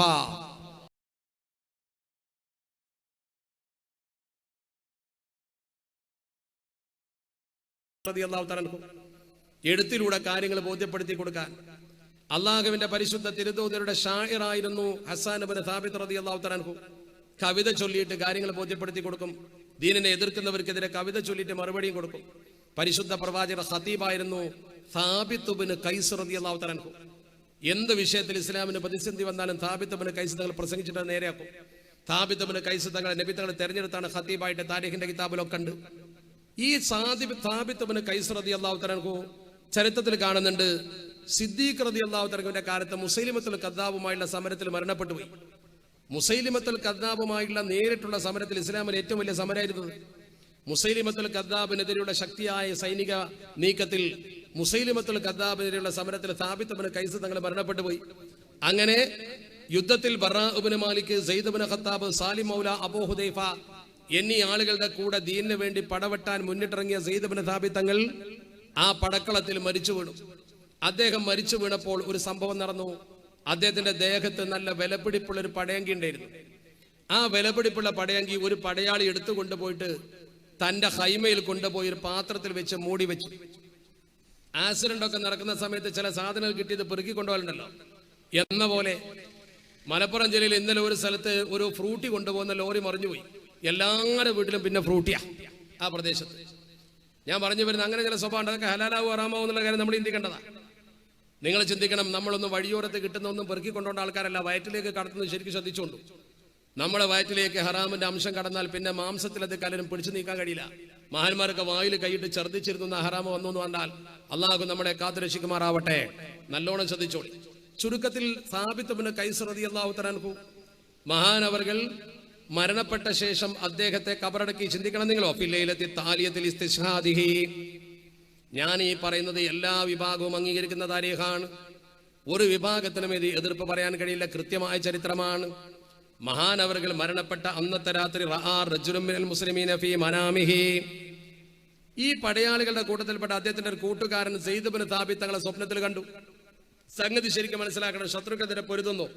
സെയ്ദ് ഇബ്നു സാബിത്ത് തങ്ങൾ മരിക്കുന്നു. സെയ്ദ് ഇബ്നു സാബിത്ത് തങ്ങൾ മരിച്ചു കിടക്കുമ്പോൾ അദ്ദേഹത്തിന്റെ പടയങ്കി ഒരാൾ കട്ടെടുത്ത് കൊണ്ടുപോകുന്നു. ആ സെയ്ദ് ഇബ്നു സാബിത്ത് തങ്ങൾ അന്ന് കബറിലായി. കബറിൽ കിടന്നുകൊണ്ട് അദ്ദേഹം ജീവിച്ചിരിക്കുന്ന തന്റെ സുഹൃത്തായ ഒരു പടയാളിക്ക് സ്വപ്നം കാണുന്നു. ആ പടയാളിയോട് അദ്ദേഹം പറയുന്ന വാചകം എന്താ? താരീഖിന്റെ കിതാബിന്റെ ഫഖാലലിർറജുൽ. ആ കിടക്കുന്ന മനുഷ്യന്റെ പടയാളിയുടെ സ്വപ്നത്തിൽ വന്നുകൊണ്ട് സെയ്ദ് തങ്ങൾ പറഞ്ഞു, അന സാബിത്ത് ഇബ്നു ഖൈസ്. നിന്റെ അടുത്ത് ഇപ്പോൾ വന്നിരിക്കുന്ന ഞാൻ സാബിത്ത് ഇബ്നു ഖൈസാണ്. ഇന്നി ഊസീക ബി വസിയത്തിൻ. എനിക്ക് നിന്നോട് ഒരു വസിയത്തിന്റെ ഒരു കാര്യം പറയാനുണ്ട്. ഇന്നി ഊസീക ബി വസിയത്തിൻ. താരീഖുള്ള വാചകമാണ് ഞാൻ വായിക്കുന്നത് നിങ്ങൾക്ക് ബോധ്യപ്പെടാൻ വേണ്ടി. വഇയ്യാക അൻ തഖൂല ഹാദാ ഹുലുമുൻ ഫതുദയ്യിഅഹാ. ഈ സംഗതി ഒരു സ്വപ്നമാണെന്ന് നീ പറയരുത്, നീ അതിനെ തള്ളിക്കളയരുത്. സ്വപ്നമാണെന്ന് പറഞ്ഞുകൊണ്ട് തള്ളിക്കളയേണ്ട. ഞാൻ നിന്നോട് നേരെ പറയും പോലെ കണക്കാക്കിയാൽ മതി. എന്താണെന്നിട്ട് അദ്ദേഹം പറഞ്ഞത്? ഇന്നി ലമ്മാ ഖുതിൽതു ബിൽ അംസ്. ഇന്നലെ ഞാൻ യുദ്ധത്തിൽ കൊല്ലപ്പെട്ട സമയത്ത് മർറബി റജുലുൻ മിനൽ മുസ്ലിമീൻ. നമ്മുടെ കൂട്ടത്തിൽപ്പെട്ട ഒരാൾ എന്റെ അടുത്തുകൂടെ കടന്നു വന്നു. സിഫത്തുഹു കദാ വ കദാ. അവന്റെ രൂപം ഇങ്ങനെയും ഇങ്ങനെയൊക്കെയാണ്. ആ മനുഷ്യന്റെ ചിത്രം അങ്ങ് പറഞ്ഞു കൊടുത്തു. ഇത്ര നീളമുണ്ട്, ഇത്ര വണ്ണമുണ്ട്, ഇന്ന രീതിയിലാണ് മുഖമെന്നൊക്കെ ശരിക്കങ്ങ് പറഞ്ഞു കൊടുത്തു. ഫഅഖദ ദിർഇ. അവൻ എന്റെ പടയങ്കി എടുത്തുകൊണ്ടുപോയി. വമളാ ബിഹാ നഹ്വ ഖിബാഇഹി. അവന്റെ ഖൈമയിലേക്ക് അവൻ അത് കൊണ്ടുപോയിട്ടുണ്ട്. വവളഅഹ. അത് കൊണ്ടുപോയിട്ട് തഹത കിദ്രിൻ ലഹു. അവന്റെ ഒരു പാത്രത്തിൽ അവൻ അത് വെച്ചിട്ടുണ്ട്. വവളഅ ഫൗകൽ കിദ്രി റഹല. ആ പാത്രത്തിന്റെ മുകളിൽ ഒരു മറയും വെച്ചിട്ടുണ്ട്, മൂടിയും വെച്ചിട്ടുണ്ട്. അതുകൊണ്ട് നീ എനിക്ക് വേണ്ടി ചെയ്യേണ്ടത് ഫഅതി ഖാലിദ് ഇബ്നുൽ വലീദ്. നീ ഖാലിദ് വലീദാകുന്ന നമ്മുടെ പടനായകന്റെ സമീപത്ത് നീ പോകണം. വകുല്ലഹു. അദ്ദേഹത്തോട് പറയണം, ഇങ്ങനെ ഒരു സംഭവം നടന്നിട്ടുണ്ടെന്ന് നീ പറയണം. ബാക്കി ഖാലിദ് റളിയല്ലാഹു തആല ഏറ്റെടുത്തുകൊള്ളും. രണ്ടാമതൊരു വസിയത്ത് കൂടി എനിക്ക് പറയാനുണ്ട്. ഊസീക ബി ഉഖറാ. വേറെ ഒരു വസിയത്ത് എനിക്ക് നിന്നോട് പറയാണ്ട് സുഹൃത്തേ. ഫഇയ്യാക അൻ തഖൂല ഹാദാ ഉലുമുൻ. ഇതും ഒരു സ്വപ്നമായി തള്ളിക്കളയല്ലേ. ഫതുദയ്യിഅഹാ. നീ അതിനെ നിസ്സാരമാക്കല്ലേ. പറയുന്നത് ഗൗരവത്തോടെ കാണണം. കുല്ലി ഖാലിദ്. നീ പോയിട്ട് ഖാലിദ് ഇബ്നുൽ വലീദ് റളിയല്ലാഹു തആല അൻഹുവിനോട് എനിക്ക് വേണ്ടി പറയണം. ഇദാ ഖദിംത അലാ ഖലീഫത്തി റസൂലില്ലാഹി ഫിൽ മദീനത്തി. മദീനത്തേക്ക് നിങ്ങൾ യുദ്ധം കഴിഞ്ഞ് തിരിച്ചു പോയാൽ നമ്മുടെ ഖലീഫ അബൂബക്കർ സിദ്ദീഖ് റളിയല്ലാഹു തആല അവിടെ ഉണ്ടല്ലോ. ഫഖുല്ലഹു. എനിക്ക് വേണ്ടി സിദ്ദീഖ് തങ്ങളോട് പറയണം, ഇന്ന അലാ സാബിത്ത് ഇബ്നു ഖൈസ് മിന ദൈനി കദാ വ കദാ. മരിച്ചുപോയ സാബിത്ത് ഇബ്നു ഖൈസിന് ഇന്ന കടങ്ങളൊക്കെ ഉണ്ട്. വ ഇന്ന ഫുലാനൻ വ ഫുലാനൻ മിൻ റഖീഖിഹി അതീഖാനി. എന്റെ രണ്ട് അടിമകളുണ്ട്. ആ അടിമകളെ സ്വതന്ത്രമാക്കണം. ആ രണ്ടടിമകളെ സ്വതന്ത്രമാക്കിയിട്ട് ഫല്യഖ്ദി ദൈനി. എന്റെ കടം അതുകൊണ്ട് വീട്ടണം. എന്റെ 2 അടിമകളെ സ്വതന്ത്രമാക്കി എന്റെ കടം വീട്ടണം. അടിമകളെ സ്വതന്ത്രമാക്കുമ്പോൾ മോചനദ്രവ്യം കിട്ടും. അതുകൊണ്ട് എന്റെ കടം തീർക്കണം. ഈ വസിയത്ത് പറയാൻ 2 കാര്യമാണ് പറഞ്ഞത്. സ്വപ്നത്തിൽ വന്നുകൊണ്ട് സാബിത്ത് ഇബ്നു ഖൈസ് റളിയല്ലാഹു തആല ഖബറിലാണ്. അദ്ദേഹം ഖബറിലാണ്, ഇന്ന് മരിച്ചു, ഖബറിലാണ്. അന്ന് രാത്രി തന്നെ ഒരു സുഹൃത്തിന് അദ്ദേഹം സ്വപ്നത്തിൽ പറയുന്നു, 2 കാര്യമുണ്ട്. എന്റെ പടയെങ്കിൽ ഇന്നയാൾ കൊണ്ടുപോയി ഇന്ന സ്ഥലത്ത് വെച്ചു, അവന്റെ രൂപം ഇങ്ങനെയാണ്. 2, നിങ്ങൾ പോയിട്ട് പരിശുദ്ധമായ മദീനയിൽ ചെന്നുകൊണ്ട് ഖലീഫയോട് പറയണം, സെയ്ദ് ഇബ്നു സാബിത്തിന് ഇന്ന കടങ്ങളൊക്കെയുണ്ട്. സെയ്ദ് ഇബ്നു സാബിത്തിന്റെ കടങ്ങൾ വീട്ടാൻ ഇന്ന മാർഗവുമുണ്ട്. ഈ കാര്യം ഖലീഫയോട് വസിയത്ത് പോലെ പറയണം. ഇത് പറഞ്ഞുകൊണ്ട് സെയ്ദ് ഇബ്നു സാബിത്ത് തങ്ങളുടെ ആ സ്വപ്നം അവസാനിക്കുകയാണ്. ഈ സ്വഹാബി ഞെട്ടി ഉണരുന്നു. ആ ചെറുപ്പക്കാരൻ ഞെട്ടി ഉണർന്നു. ആ ചെറുപ്പക്കാരൻ ഞെട്ടി ഉണർന്നുകൊണ്ട് അദ്ദേഹം ഉണർച്ചയിൽ ഖാലിദ് ഇബ്നുൽ വലീദ് എന്ന് പറഞ്ഞിട്ടുണ്ടല്ലോ, അത് കേട്ടുകൊണ്ട് സ്വപ്നത്തിൽ അദ്ദേഹം കിടന്നു ഉണർന്നതാണ്. ഖാലിദ് ഇബ്നുൽ വലീദ്, അദ്ദേഹം നേരെ ഖാലിദ് ഇബ്നുൽ വലീദ് റളിയല്ലാഹു തആലയെ സമീപിച്ചു. ഫഅഖ്ബറഹു, ഖാലിദ് റളിയല്ലാഹു തആലയോട് വിവരം പറഞ്ഞു. ബിമാ സമിഅ വമാ റആ, സ്വപ്നത്തിൽ താൻ കണ്ടതും സ്വപ്നത്തിൽ താൻ കേട്ടതും ഈ പടയങ്കിയെ കുറിച്ചുള്ള വിവരം ശരിക്ക് പറഞ്ഞു കൊടുത്തു. ഫബഅത ഖാലിദും മൻ യുഹ്ദിറു ദിർഅ മിൻ ഇൻദി ആഖിദിഹാ, അരേഖിന്റെ കിതാബിൽ എഴുതുന്നു, ഫബഅത ഖാലിദും മൻ യുഹ്ദിറു ദിർഅ മിൻ ഇൻദി ആഖിദിഹാ, ആ പടയങ്കി കട്ടുകൊണ്ടുപോയവന്റെ കയ്യിൽ നിന്നും അത് പിടിച്ചെടുക്കാൻ ഖാലിദ് റളിയല്ലാഹു തആല അയച്ചു ഒരു മനുഷ്യനെ. ഫവജദഹാ ഫീ മകാനിഹാ, ആ സ്വപ്നത്തിൽ എന്ത് പറഞ്ഞവോ അതേപോലെ ഒരു പാത്രത്തിൽ ഇട്ടുകൊണ്ട് മൂടി വെച്ച നിലയിൽ ഇത് കണ്ടുപിടിച്ചു. നോക്കണം നിങ്ങൾ, സ്വപ്നത്തിൽ കണ്ടത് അതുപോലെ അത് അങ്ങനെ തന്നെ ഇങ്ങോട്ട് എടുത്തു കൊണ്ടുപോന്നു. ഇത് കഴിഞ്ഞ ശേഷം യുദ്ധം അവസാനിച്ച് നേരെ മദീനത്ത് ചെന്നു. വസിയത്ത് പോലെ കാര്യങ്ങൾ ചെയ്തു.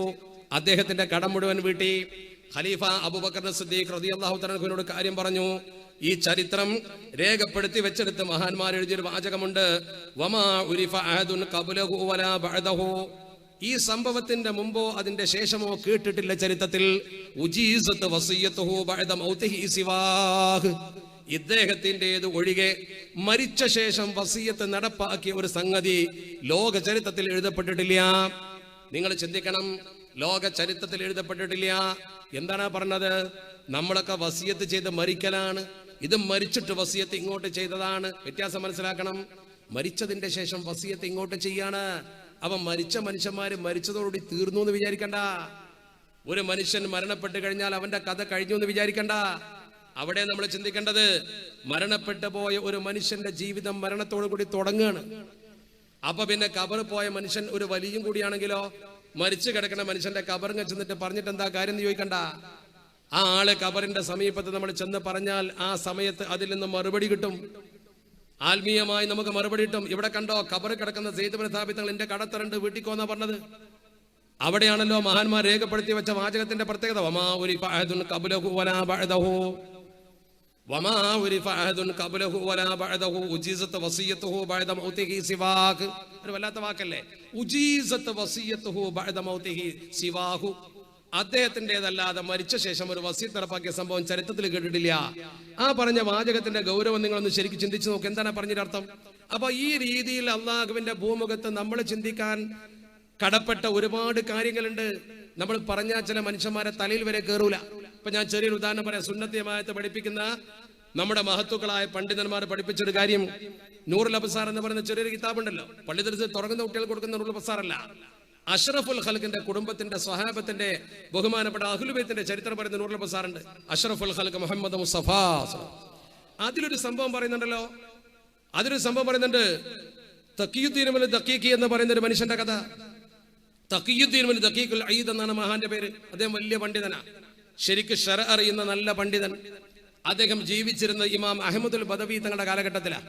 ഇമാം അഹ്മദുൽ ബദവി തങ്ങളുണ്ട്, നിങ്ങൾ ഈജിപ്തിൽ പോയി നോക്കിയാൽ ഈജിപ്തിന്റെ മുത്താണ്, തസൂഫിലെ അഗ്രേസന, വലിയ പണ്ഡിതനാ, വലിയ ത്വരീഖത്തിലെ ഷെയ്ഖാൻ.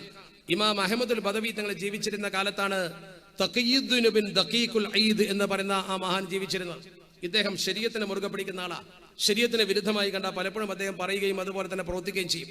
അങ്ങനെ ബഹുമാനപ്പെട്ട അഹ്മദുൽ ബദവി തങ്ങൾ ജീവിക്കുന്ന കാലത്ത് അഹ്മദുൽ ബദവി തങ്ങളുടെ സമീപത്ത് ചെന്നുകൊണ്ട്, ശരിക്കും ശ്രദ്ധിക്കണം നിങ്ങൾ, ബഹുമാനപ്പെട്ട അഹ്മദുൽ ബദവി തങ്ങളുടെ സമീപത്ത് ചെന്നുകൊണ്ട് ബഹുമാനപ്പെട്ടവർ പറഞ്ഞു, നിങ്ങൾ പള്ളിക്ക് തീരെ നിസ്കരിക്കാൻ വരുന്നില്ലല്ലോ, ഫഇന്നക ലാ തുസല്ലി വലാ തഹദുറുൽ ജമാഅ, നിങ്ങൾ നിസ്കരിക്കാനും വരുന്നില്ല, നിങ്ങൾ നിസ്കരിക്കുന്നോട്ട് കാണുന്നില്ല എന്ന് പറഞ്ഞു. അതിൻ്റെ അർത്ഥം നിസ്കരിക്കേണ്ടതല്ല.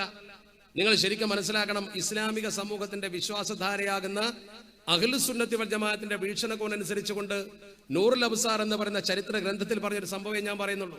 ആർക്ക് നോക്കിയാൽ ഇത് കാണാൻ പറ്റും. ബാക്കിൽ പണ്ഡിതന്മാരുണ്ട്, അവർക്ക് കൃത്യമായത് ബോധ്യം ഉണ്ടാവും. അവരോട് ചോദിച്ചാൽ അറിയാം. നിങ്ങൾ എപ്പോഴും നോക്കിയാലും നിങ്ങൾ കാണാൻ പറ്റും.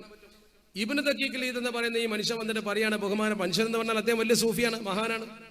നമ്മളൊരു മനുഷ്യനൊന്നും പറഞ്ഞുകൂടാ, വലിയ മഹാനാണ്. ആ മഹാൻ ബഹുമാനപ്പെട്ട അഹ്മദുൽ ബദവി തങ്ങളോട് പറഞ്ഞു, നിങ്ങൾ ജമാഅത്തിലൊന്നും വരുന്നത് കാണില്ലല്ലോ. അപ്പൊ അഹ്മദുൽ ബദവി തങ്ങൾക്ക് അത് ബോധ്യപ്പെടുത്തി കൊടുക്കേണ്ടത് ആവശ്യമായി. കാരണം അദ്ദേഹം നല്ലൊരു മനുഷ്യനാണ്. അതുകൊണ്ട് ചരിത്രകാരന്മാർ അവിടെ എഴുതി വെക്കുന്നു കൃത്യമായ വാചകം. ആ സന്ദർഭത്തിൽ മഹാനായ അഹ്മദുൽ ബദവി തങ്ങൾ ദഫഅഹു ദഫഅതൻ, ഒരു തട്ട് കൊടുത്തു കാലുകൊണ്ട്. ചോദ്യത്തിന് മറുപടി കാലുകൊണ്ട് ഒരു തട്ടങ്ങ് കൊടുത്തപ്പോ സംഭവിച്ചെന്താണെന്നറിയോ? അദ്ദേഹം ആ തട്ടണ് തട്ടിയവരോട് ബോധരഹിതനായി കണ്ണ് തുറന്നത് നോക്കുമ്പോ പിന്നെ എവിടെയാണെന്നറിയോ? തട്ടിയത് ഓർമ്മയുണ്ട്, പിന്നൊന്നും ഓർമ്മല്ല. അഹ്മദുൽ ബദവി തങ്ങൾ കാലുകൊണ്ടൊരു തട്ടിയത് മാത്രം ഓർമ്മയുണ്ട്, പിന്നൊന്നും ഓർമ്മയില്ല. പിന്നെ അദ്ദേഹം കണ്ണ് തുറന്നപ്പോ വഹുവ, ആ മനുഷ്യൻ ഫീ ജസീറത്തിൻ വാസിയത്തിൻ, വിശാലമായ ഒരു ദ്വീപിലാ പെട്ടിരിക്കാൻ ചെന്നിട്ട്, വലിയൊരു ദ്വീപിലാ ചെന്ന് പെട്ടത്. പഠിച്ചോനെ, ഒരു ദ്വീപിലാ പിന്നെ കണ്ണു തുറന്നത്. ഈ സംഭവം നൂറുൽ അബ്സാറിലുണ്ട്, ഞാൻ പറഞ്ഞൊന്ന് വിശ്വസിക്കണ്ട. ഒരു ദ്വീപിൽ കണ്ണ് തുറന്നിട്ട് അദ്ദേഹം നിൽക്കുക. അപ്പൊ അദ്ദേഹത്തിന് ആകെ ഇടങ്ങറായി പോയി. കാരണം എവിടെയപ്പം ഞാൻ നിൽക്കുന്ന, ആകെ പതറിപ്പോയി. അഹ്മദുൽ ബദവി തങ്ങളെ കാണാനില്ല, ഒരു ദ്വീപിലാണ്, പരിചയമില്ലാത്ത സ്ഥലത്താ. അദ്ദേഹം ഇങ്ങനെ വിഷമിച്ച് പ്രയാസപ്പെടുന്നു. രക്ഷപ്പെടാൻ എന്താണ് മാർഗം എന്ന് കരുതി നിൽക്കുന്ന സമയത്ത് ഒരാളെ കണ്ടു. അദ്ദേഹത്തെ പരിചയപ്പെട്ടു. അദ്ദേഹത്തോട് ചോദിച്ചു, ഞാനിപ്പോ ഇങ്ങനെ സംഭവിച്ചു പോയി, എന്താ ചെയ്യാ? എനിക്ക് ഇവിടുന്ന് രക്ഷപ്പെടാൻ ഒരു മാർഗം പറഞ്ഞു തരണമെന്ന് പറഞ്ഞു. എനിക്കിപ്പൊ തന്നെ എന്റെ നാട്ടിൽ എത്തണം എന്ന് പറഞ്ഞു. എന്റെ നാട്ടിലേക്ക്, കെയ്റോയിലേക്ക് എനിക്ക് ഇപ്പൊ എത്തണം. അപ്പൊ ഇയാൾ ചോദിച്ചു, കം ബൈനക്കോ ബൈനൽ കാഹിറ, നീയും കെയ്റോയും തമ്മിൽ ഇപ്പൊ എത്ര അകലുണ്ടെന്ന് എനിക്ക് അറിയിച്ചു. ഇയാളിപ്പോ ഇദ്ദേഹം കണ്ണു തുറന്ന സ്ഥലം ഒരു ഗ്രാമം ഞാൻ മനസ്സിലാക്കിയിട്ടുള്ളൂ. നീയും കെയ്റോയും തമ്മിൽ ഇത്ര അകലമുണ്ട് എന്ന് ചോദിച്ചു. അപ്പോൾ എനിക്കറിയില്ല എന്ന് പറഞ്ഞു. അപ്പൊ ഈ ആഗതൻ പറഞ്ഞു കൊടുത്തു, സിത്തീനസന, 60 കൊല്ലം നടന്നാൽ എത്തൂലെന്നോ, 60 കൊല്ലത്തെ ദൂരത്തെ പള്ളെന്നോ. സുബ്ഹാനല്ലാഹ്, ആകെ പേടിച്ചു. സംഭവം ശരിക്കും മനസ്സിലാക്കണം നിങ്ങൾ. ആകെ ഭയപ്പെട്ട് ഭയചകിതനായി അദ്ദേഹം ചോദിച്ചു, പടച്ച റബ്ബേ, ഇനി എനിക്ക് ഇവിടുന്ന് രക്ഷപ്പെടാൻ എന്താ മാർഗം? ഒരു മാർഗമല്ല എന്നാണ്. പിന്നെയും പിന്നാലെ കൂടി ചോദിച്ചപ്പോ അദ്ദേഹം പറഞ്ഞു, ഇവിടുന്ന് രക്ഷപ്പെടാൻ പെട്ടെന്നൊന്നും വീട്ടിലെത്താൻ ഒരു മാർഗവുമില്ല. 60 കൊല്ലത്തെ വഴിദൂരത്തിലാണ് നിങ്ങളുള്ളത്, ഒരു രക്ഷയില്ല. ഇനി നിങ്ങൾക്ക് അഥവാ ഒരു പ്രതീക്ഷ ഒന്ന് മാത്രമേ ഉള്ളൂ. പള്ളി ചൂണ്ടിക്കാണിച്ചു കൊടുത്തു പറഞ്ഞ പള്ളി അതാ. അസറിന്റെ സമയമാകുന്നുണ്ട്. ആ പള്ളിയിൽ അസറിന്റെ ബാങ്ക് വിളിച്ചാൽ ജമാഅത്തിന് ആളുകൾ ഒരുമിച്ച് കൂടുമ്പോൾ ഇമാമത്ത് നിൽക്കാൻ അവിടെ ഒരു ഇമാമ് വരും. ആ ഇമാമിന്റെ മുമ്പിൽ ചെന്നിട്ട് നിങ്ങൾ പറയണം, കുല്ലഹു അസ്തഗ്ഫിറുല്ലാഹ വ അതൂബു ഇലൈഹി ലാ അഊദു. അങ്ങനെ പറയണം, അസ്തഗ്ഫിറുല്ലാഹ വ അതൂബു ഇലൈഹി, അസ്തഗ്ഫിറുല്ലാഹ, ഞാൻ പടച്ചറബിനോട് പൊറുക്കലിനെ തേടുന്നു, വ അതൂബു ഇലൈഹി, ഞാൻ പടച്ചറബിലേക്ക് തൗബ ചെയ്ത് മടങ്ങുന്നു. ലാ അഊദു ലിമാ സദറ മിന്നീ, ലാ അഊദു, ഞാൻ ഇനി മടങ്ങൂല, ഇനി എന്റെ കയ്യിൽ സംഭവിക്കൂല, ലിമാ സദറ മിന്നീ, എന്നിൽ നിന്ന് ഇപ്പൊ സംഭവിച്ചതുപോലെ ഇനി സംഭവിക്കൂല എന്ന് നിങ്ങൾ ആ മനുഷ്യനോട് പറയണം. എന്നാ പിന്നെ ഞാൻ രക്ഷപ്പെടും. അത് തീരുമാനിച്ചു. അങ്ങനെ ബഹുമാനവിടെ ഒരു പള്ളി അന്വേഷിച്ചു, പള്ളി കണ്ടുപിടിച്ചു. അങ്ങനെ പള്ളി കണ്ടുപിടിച്ച് പള്ളിയിലേക്ക് ചെന്ന് പള്ളിയുടെ സമീപത്തെത്തിയപ്പോ ആളുകളൊക്കെ പള്ളിയിലെ അസറിന്റെ ജമാഅത്തിന് വന്നുകൊണ്ടിരിക്കുന്നു. ബാങ്ക് വിളിച്ചു, സുന്നത്തൊക്കെ നിസ്കരിച്ചു. ബാങ്കും സുന്നത്ത് നമസ്കാരവും ഒക്കെ കഴിഞ്ഞിട്ട് അവിടെ ഇരിക്കുകയാണ്. ഇഖാമത്ത് വിളിച്ചു. അതാ ആളുകൾ ഇമാമത്തിന് വേണ്ടി സ്വഫ് കിട്ടി നിൽക്കുന്നു, ആളുകൾ ജമാഅത്തിന് വേണ്ടി സ്വഫ് കിട്ടി നിൽക്കുന്നു. ആ സന്ദർഭത്തിൽ അതാ നേരെ ഒരാള്, അതുവരെ അവിടെ ഇല്ലാത്ത ഒരാള് മിഹ്റാബിലേക്ക് ഇങ്ങനെ കയറി വരികയാണ്. ആ മിഹ്റാബിലേക്ക് കയറി വരുന്ന ആളെ കണ്ടതോടുകൂടി ഇബ്നു ദഖീഖുൽ ഈദ് എന്ന് പറയുന്ന ഈ മഹാനായ മനുഷ്യൻ ഞെട്ടിപ്പോയി. അത് അഹ്മദുൽ ബദവി റളിയല്ലാഹു തആല അൻഹു ആയിരുന്നു. അദ്ദേഹമാണ് ആ ഇമാമത്തിൽക്കാൻ വരുന്നത്. അഹ്മദുൽ ബദവി തങ്ങൾ വന്ന് ഇമാമത്തൊന്ന് നിസ്കാരം കഴിഞ്ഞു അദ്ദേഹത്തിന്റെ കൈ പിടിച്ചുകൊണ്ട് പറഞ്ഞു, അദ്ദേഹത്തോട് വളരെയധികം യാചനാസ്വരത്തിൽ പറഞ്ഞു, അസ്തഗ്ഫിറുല്ലാഹ വ അതൂബു ഇലൈഹി ലാ അഊദു ലിമാ അസ്ദറ മിന്നീ, ലാ അഊദു ലിമാ അസ്ദറ മിന്നീ. സംഭവിച്ചു, നിങ്ങൾ നിസ്കരിക്കില്ല എന്ന് ഞാൻ പറഞ്ഞു, ഇനി ഞാൻ പറയില്ല എന്ന്. ആ സമയത്ത് ചരിത്രം പറയുന്നു, ഫദഫഅഹു ശൈഖു ദഫഅതൻ ലതീഫതൻ, അപ്പോൾ ഒരു ചെറിയ തട്ട് കൊടുത്തു. ദഫഅതൻ ലതീഫതൻ, പെരുന്തട്ട് പോകണ്ട, ഇപ്പൊ ചെറിയ തട്ട് മനസ്സിലായല്ലോ. ഒരു ചെറിയ തട്ട് കൊടുത്തു. ഒരു ചെറിയ തട്ട് കൊടുത്തിട്ട് പറഞ്ഞു, ഷെയ്ഖ് പറഞ്ഞ വാചകം എന്താണെന്നറിയോ? വഖാല ഇദ്ഹബ് ഇലാ ബൈതിക, വീട്ടിൽ പോയിക്കോ, ഫഇന്ന ഇയാലക ഫിൻതിലാരിക, കുടുംബമൊക്കെ എന്നെ കാത്തിരിക്കുകയാണ്, നിങ്ങളുടെ കുടുംബമൊക്കെ നിങ്ങളെ കാത്തിരിക്കണം, വേഗം പോയിക്കോളൂ വീട്ടിലേക്ക് എന്ന് പറഞ്ഞു. ആ തട്ടണ് കിട്ടിയത് വാഖിഫും ബിബാബി ദാരിഹി ബിമിസ്ര, വീട്ടിന്റെ മുമ്പിൽ വാതിൽക്ക് നിനക്കുണ്ട്, അടുത്ത തട്ടിന് വീട്ടിന് മുമ്പിൽ. ഇത് സംഭവം നുള്ളബ്സാറുള്ളതാ. ഞാൻ ചോദിക്കട്ടെ, ഈ സംഭവം എങ്ങനെ നടന്നു എന്നുള്ളതിനെ കുറിച്ച് നിങ്ങൾ പറ. ഈ സംഭവത്തെ കുറിച്ച് നിങ്ങളെ കാഴ്ചപ്പാട് എന്താന്ന് പറ. എന്താണ് ഇതിന്റെ അർത്ഥം? എങ്ങനെ ഇത് സാധിച്ചു? ഇത് ഔലിയാക്കളുടെ ലോകത്ത് സംഭവിക്കുന്ന ഒരു യാഥാർത്ഥ്യമാണ് എന്ന് കരുതി ഏതെങ്കിലും ആളുകൾ വന്നിട്ട് ഈ രീതിയിൽ തട്ടാൻ നിൽക്കണ്ട, നിങ്ങൾ തട്ടാൻ പോകുമ്പോണ്ട, കുഴപ്പമുണ്ടാക്കണ്ട. അതിന് യോഗ്യതയുള്ള ആൾക്കാരെ ചെയ്തോളും. നിങ്ങളോട് ആരെങ്കിലും വന്ന് ചോദിക്കുമ്പോൾ ഈ തോതിൽ നിങ്ങൾ തട്ടിയ ആൾ മുമ്പ് തന്നെ ഉണ്ടാവും, ചിലപ്പോൾ തിരിച്ച് തട്ടും കിട്ടും കിട്ടിയെന്ന് വരും. നിങ്ങൾ വലിയ ആകാൻ നിൽക്കണ്ട, ആരെയും വലിയ ആക്കാനും നിൽക്കണ്ട. അള്ളാഹുവിന്റെ പരിശുദ്ധ ഹബീബ് അഷ്റഫുൽ ഖൽഖ് മുഹമ്മദ് മുസ്തഫ സ്വല്ലല്ലാഹു അലൈഹി വസല്ലമ തങ്ങൾ പഠിപ്പിച്ച തസൂഫുള്ള മനുഷ്യന്മാർക്ക് നേരെ അതിനൊക്കെ അടിസ്ഥാനം എന്താണെന്നറിയോ? അതിന്റെ മുഴുവൻ അടിസ്ഥാനം കൽബിന്റെ ശുദ്ധിയാണ്, മനസ്സിന്റെ ശുദ്ധി. കൽബിന് ശുദ്ധി ഉണ്ടെങ്കിൽ ജനങ്ങൾക്ക് അത് കിട്ടും. കൽബിന് ശുദ്ധി വേണം, കൽബിന് 100% വേണം. എന്നാൽ എന്തും സംഭവിക്കാം. ഷെയ്ഖ് ഇബ്രാഹിമുൽ ഖവ്വാസ് റളിയല്ലാഹു തആല ഉദ്ധരിക്കുന്ന ഒരു സംഭവം തസൂഫിന്റെ കിതാബിലുണ്ട്. ഇബ്രാഹിമുൽ ഖവ്വാസ് റളിയല്ലാഹു തആല ലോകത്തെ ഏറ്റവും വലിയ സൂഫിയാക്കളിൽ പ്രമുഖനാണ്. അദ്ദേഹം തന്നെ നേരിട്ട് പറയുന്ന ഒരു വാക്കുണ്ട്, കുന്തു ഫീ ബഗ്ദാദ. ഞാൻ ബഗ്ദാദിൽ ഇങ്ങനെ ഇരിക്കുക, ബഗ്ദാദിലെ ഒരു പള്ളിയിൽ ഞാൻ ഇരിക്കുകയാണ്. അദ്ദേഹം പറയുന്ന വാചകം തന്നെ ഉദ്ധരിക്കാം, കുന്തു ഫീ ബഗ്ദാദ ഫീ ജാമിഉൽ മദീനത്തി. നഗരത്തിലെ ഒരു പള്ളിയിൽ അദ്ദേഹം അങ്ങനെ ഇരിക്കുകയാണ്. നഗരത്തിലെ ഒരു പള്ളിയിൽ ബഹുമാനപ്പെട്ടവരിങ്ങനെ ഇരിക്കുന്ന സമയത്ത് ആ പള്ളിയിലേക്ക് പലരും കടന്നു വരുന്നുണ്ട്. അവിടെയാണെങ്കിലോ അദ്ദേഹത്തിന്റെ കുറെ ശിഷ്യന്മാരുണ്ട്, അദ്ദേഹത്തിന്റെ കുറെ മുരീദന്മാരുണ്ട്, കുറച്ച് ജമാഅത്ത് മിനൽ ഫുഖറാ പാവങ്ങളുണ്ട്. പള്ളിയിലൊക്കെ വന്നിരിക്കുമ്പോൾ പാവങ്ങൾക്ക് എന്തെങ്കിലുമൊക്കെ കിട്ടുമല്ലോ. അങ്ങനെ അവരൊക്കെ ഇങ്ങനെ കൂടിയിരിക്കുന്ന സമയത്ത് ബഹുമാനപ്പെട്ടവർ അവിടെ ഉണ്ട്. ആ സമയത്ത് ദഖല റജുലുൻ, ഒരാളിന് കയറി വന്നു. ആ മനുഷ്യൻ കയറി വന്നപ്പോൾ നല്ല ഹാൻസം പേഴ്സണാലിറ്റിയാണ്, നല്ല പേഴ്സണാലിറ്റി, നല്ല വ്യക്തിത്വം, നല്ല ഉഷാർ, കാണാൻ നല്ല ചന്തമുള്ളൊരു മനുഷ്യൻ. തീബുർ റായിഹത്തി ഹുസ്നുൽ വജ്ഹി എന്നൊക്കെ പറയുന്നുണ്ട് കിതാബില്. നല്ല മനോഹരമായ വേഷഭൂഷാദിയുള്ള നല്ലൊരു മനുഷ്യൻ കയറി വന്നു. അദ്ദേഹം കയറി വന്നിട്ട് ഇവർക്കെതിലിരുന്നു. ഉസ്താദ് തൊട്ട് പുറത്തിങ്ങനെ ഇരുന്നിട്ട് തന്റെ 2-3 ശിഷ്യന്മാരെ വിളിച്ചിട്ട് ആ ശിഷ്യന്മാരോട് ഒരു അടക്കം പറഞ്ഞു. താരീഖിലുണ്ട്. ഈ ഉസ്താദ് അഥവാ ഇബ്രാഹിമുൽ ഖവ്വാസ് റളിയല്ലാഹു തആല അവനെ കണ്ടിട്ടൊന്ന് മുഖത്തേക്ക് നോക്കി നദറയിലേക്ക് ഓനങ്ങനെ നോക്കിയിട്ട് തന്റെ 1-2 ശിഷ്യന്മാരെ വിളിച്ചിട്ട് പറഞ്ഞു, യഖൗലി അന്നഹു യഹൂദിയുൻ, ഓൻ ജൂതനാണ്. അങ്ങനെ തന്നെ താരീഖിലുണ്ട്, അവൻ ജൂതനാണ്. ഇത് ജൂതനാന്ന് പറഞ്ഞപ്പോൾ ഈ ശിഷ്യന്മാരിത് കേട്ടു. അവിടെ തന്നെ താരീഖിൽ പറയുന്നുണ്ട്, കുല്ലുഹും കരിഹു ദാലിക. ശിഷ്യന്മാർക്കൊക്കെ വെറുപ്പായി. ഉസ്താദ് അങ്ങനെ പറയാൻ പാടില്ലായിരുന്നു, ഉസ്താദ് അങ്ങനെ പറയാൻ പാടില്ലായിരുന്നു. ആരും അത് ഇഷ്ടപ്പെട്ടില്ല. ശിഷ്യന്മാരിൽപ്പെട്ട പലരും അത് ഇഷ്ടപ്പെട്ടില്ല. പക്ഷെ രഹസ്യമായിട്ട് പറഞ്ഞിട്ടുള്ള അവൻ കേട്ടിട്ടില്ല. ഈ വന്ന ആഗതനാണെങ്കിൽ ഇങ്ങനെ ഒരു സംസാരം എന്തോ അവിടെ നടക്കുന്നുണ്ട് അയാൾ കാണുന്നുണ്ട്. പക്ഷെ അയാളിൽ ഇടപെട്ടിട്ടില്ല. അയാൾക്ക് എന്താണെന്ന് മനസ്സിലായില്ല. ഇവർ ഉറക്കെ പറഞ്ഞിട്ടില്ല, അറിഞ്ഞൊരു പറഞ്ഞുമില്ല. അങ്ങനെ ബഹുമാനപ്പെട്ടവർ ആ സദസ്സിനെ ഉപദേശം കഴിഞ്ഞ ആൾക്കാരൊക്കെ പുറത്തിറങ്ങിയപ്പോൾ ഈ ചങ്ങാതിയും പുറത്തിറങ്ങി. കണ്ടാൽ നല്ലൊരു സുന്ദരനായ മനുഷ്യൻ, നല്ല വേഷം ധരിച്ച് നല്ല സ്വഭാവത്തിൽ വന്നതാ. അയാളെ കുറിച്ചാണ് ഉസ്താദ് ജൂതനാണ് എന്ന് സംശയിക്കുന്നു എന്ന് പറഞ്ഞത്. യഖഉലി അന്നഹു യഹൂദി എന്നാ പറഞ്ഞ വാചകം. ഇയാൾ പുറത്തിറങ്ങിയിട്ട് മെല്ലെ ആ ശിഷ്യന്മാരെ കൂടെ 1-2 ആളെ മെല്ലെ മാറ്റി നിർത്തിയിട്ട് സ്വകാര്യമായിട്ട് ചോദിച്ചു, എന്നെ കുറിച്ച് എന്താ ഷെയ്ഖ് പറഞ്ഞത് എന്ന് ചോദിച്ചു. ഷെയ്ഖ് എന്താണ് എന്നെ കുറിച്ച് പറഞ്ഞതെന്ന് ചോദിച്ചു. അവർ പറഞ്ഞത് പറയാൻ പറ്റില്ല എന്ന് പറഞ്ഞു. പിന്നെയും ചോദിച്ചു. അവരെന്നാ പറയുന്നത് ശരിയില്ല, ഞങ്ങൾ പറയില്ല, ഉസ്താദ് പറഞ്ഞത് ഞങ്ങൾ പറയില്ല എന്ന് പറഞ്ഞു. നിർബന്ധിച്ച് അവസാനം അവർ പറഞ്ഞു, നിങ്ങൾ എങ്ങനത്തെ പറഞ്ഞാലും എനിക്ക് കുഴപ്പമില്ല, എന്ത് പറഞ്ഞാലും ഞാനത് അംഗീകരിക്കും, നിങ്ങൾ പറഞ്ഞാൽ മതി എന്നാണ്. അപ്പോൾ അദ്ദേഹത്തോട് പറഞ്ഞു, നിങ്ങൾ ജൂതനാണെന്നാണ് ഉസ്താദ് പറഞ്ഞത്. നിങ്ങൾ ജൂതനാണെന്നാണ് ഉസ്താദ് പറഞ്ഞത്. നിങ്ങൾ ജൂതനാണെന്ന് ഉസ്താദ് പറഞ്ഞു എന്നങ്ങ്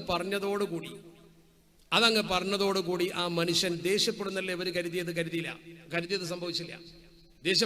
ഞാൻ നീട്ടിക്കൊണ്ടുപോകല്ല. മജ്‌ലിസുന്നൂറിന്റെ സമയമുണ്ടോ? മജ്‌ലിസുന്നൂർ റെഡിയായി നിൽക്കുന്നുണ്ട്. ഞാൻ അവസാനിപ്പിക്കുകയാണ്. ഒറ്റ കാര്യം കൂടി പറയട്ടെ. മജ്‌ലിസുന്നൂർ തുടങ്ങിയെങ്കിലല്ലേ ദുആ ചെയ്യാൻ തങ്ങളെത്തുമ്പോൾ പറ്റുള്ളൂ. ഞാൻ വിഷയത്തിലേക്ക് വരികയാണ്. നിങ്ങൾ ശരിക്കും ശ്രദ്ധിച്ചോളൂ. അള്ളാഹു നമുക്ക് നാഫിഅ ഇൽമ വർദ്ധിപ്പിച്ചു തരുമാറാവട്ടെ. അങ്ങനെ നിങ്ങൾ ചിന്തിക്കണം. ബഹുമാനപ്പെട്ടവർ കൃത്യമായി പറഞ്ഞു, ഈ മനുഷ്യൻ ഇതാണ് കേട്ട ഉടനെ യഹൂദിയാണ് ഞാൻ എന്ന് അദ്ദേഹം പറഞ്ഞോ എന്ന് ചോദിച്ച് ദേഷ്യപ്പെട്ടില്ല. എന്താ ചെയ്തത്? നേരെ ചെന്നിട്ട് ഇബ്രാഹിമുൽ ഖവ്വാസ് റളിയല്ലാഹു തആലയുടെ കൈ പിടിച്ചിട്ട് മുത്തിയിട്ട് എനിക്ക് കെലിമ ചൊല്ലിത്തരണം എന്ന് പറഞ്ഞു. കുട്ടികളൊക്കെ അന്തം വിട്ടു. എന്താ ഈ ചെയ്യുന്നത്? കെലിമ ചൊല്ലിത്തരാൻ പറയാ. മഹാനവർകൾ അവനോട് ചോദിച്ചു, എന്താ നീ എന്തിനാണ് ഇങ്ങനെയൊക്കെ ചെയ്തതെന്ന് ചോദിച്ചു. അപ്പോ ആ അമുസ്ലിമായ ജൂതനായ മനുഷ്യൻ തുറന്നു പറഞ്ഞത് താരീഖിലുണ്ട്. അവൻ പറഞ്ഞു, നജ്ദു ഫീ കുതുബിന, ഞങ്ങളെ കിതാബിൽ കാണുന്നുണ്ട്, ജൂതവേദഗ്രന്ഥം ശരിക്കും വായിച്ചാൽ അതിൽ ഇസ്ലാമിന്റെ കാര്യങ്ങളൊക്കെ ഉണ്ടാവും. കാരണം അത് പൂർവ്വകാലത്തെ വേദഗ്രന്ഥാണ്. ആ വേദഗ്രന്ഥത്തിൽ അടിസ്ഥാനപരമായ ചില സത്യങ്ങളൊക്കെ ഉണ്ട്. കാരണം അത് പൂർവ്വകാല പ്രവാചകന്മാർ മൂസാ നബി അലൈഹി സ്വലാത്തു വസ്സലാമിന്റെ ഒക്കെ കാലത്തുള്ളതല്ലേ. ആ വേദഗ്രന്ഥം, ജൂതന്മാരുടെ വേദഗ്രന്ഥം, ആ വേദഗ്രന്ഥത്തെ കുറിച്ച് കൃത്യമായിട്ട് അവൻ പറയുന്നു. ബഹീറ പറഞ്ഞെന്താ? ബഹീറ എന്ന പുരോഹിതൻ പരിശുദ്ധ പ്രവാചകനോട് കാര്യം പറഞ്ഞില്ലേ? അങ്ങനെയൊക്കെ സംഭവിക്കും.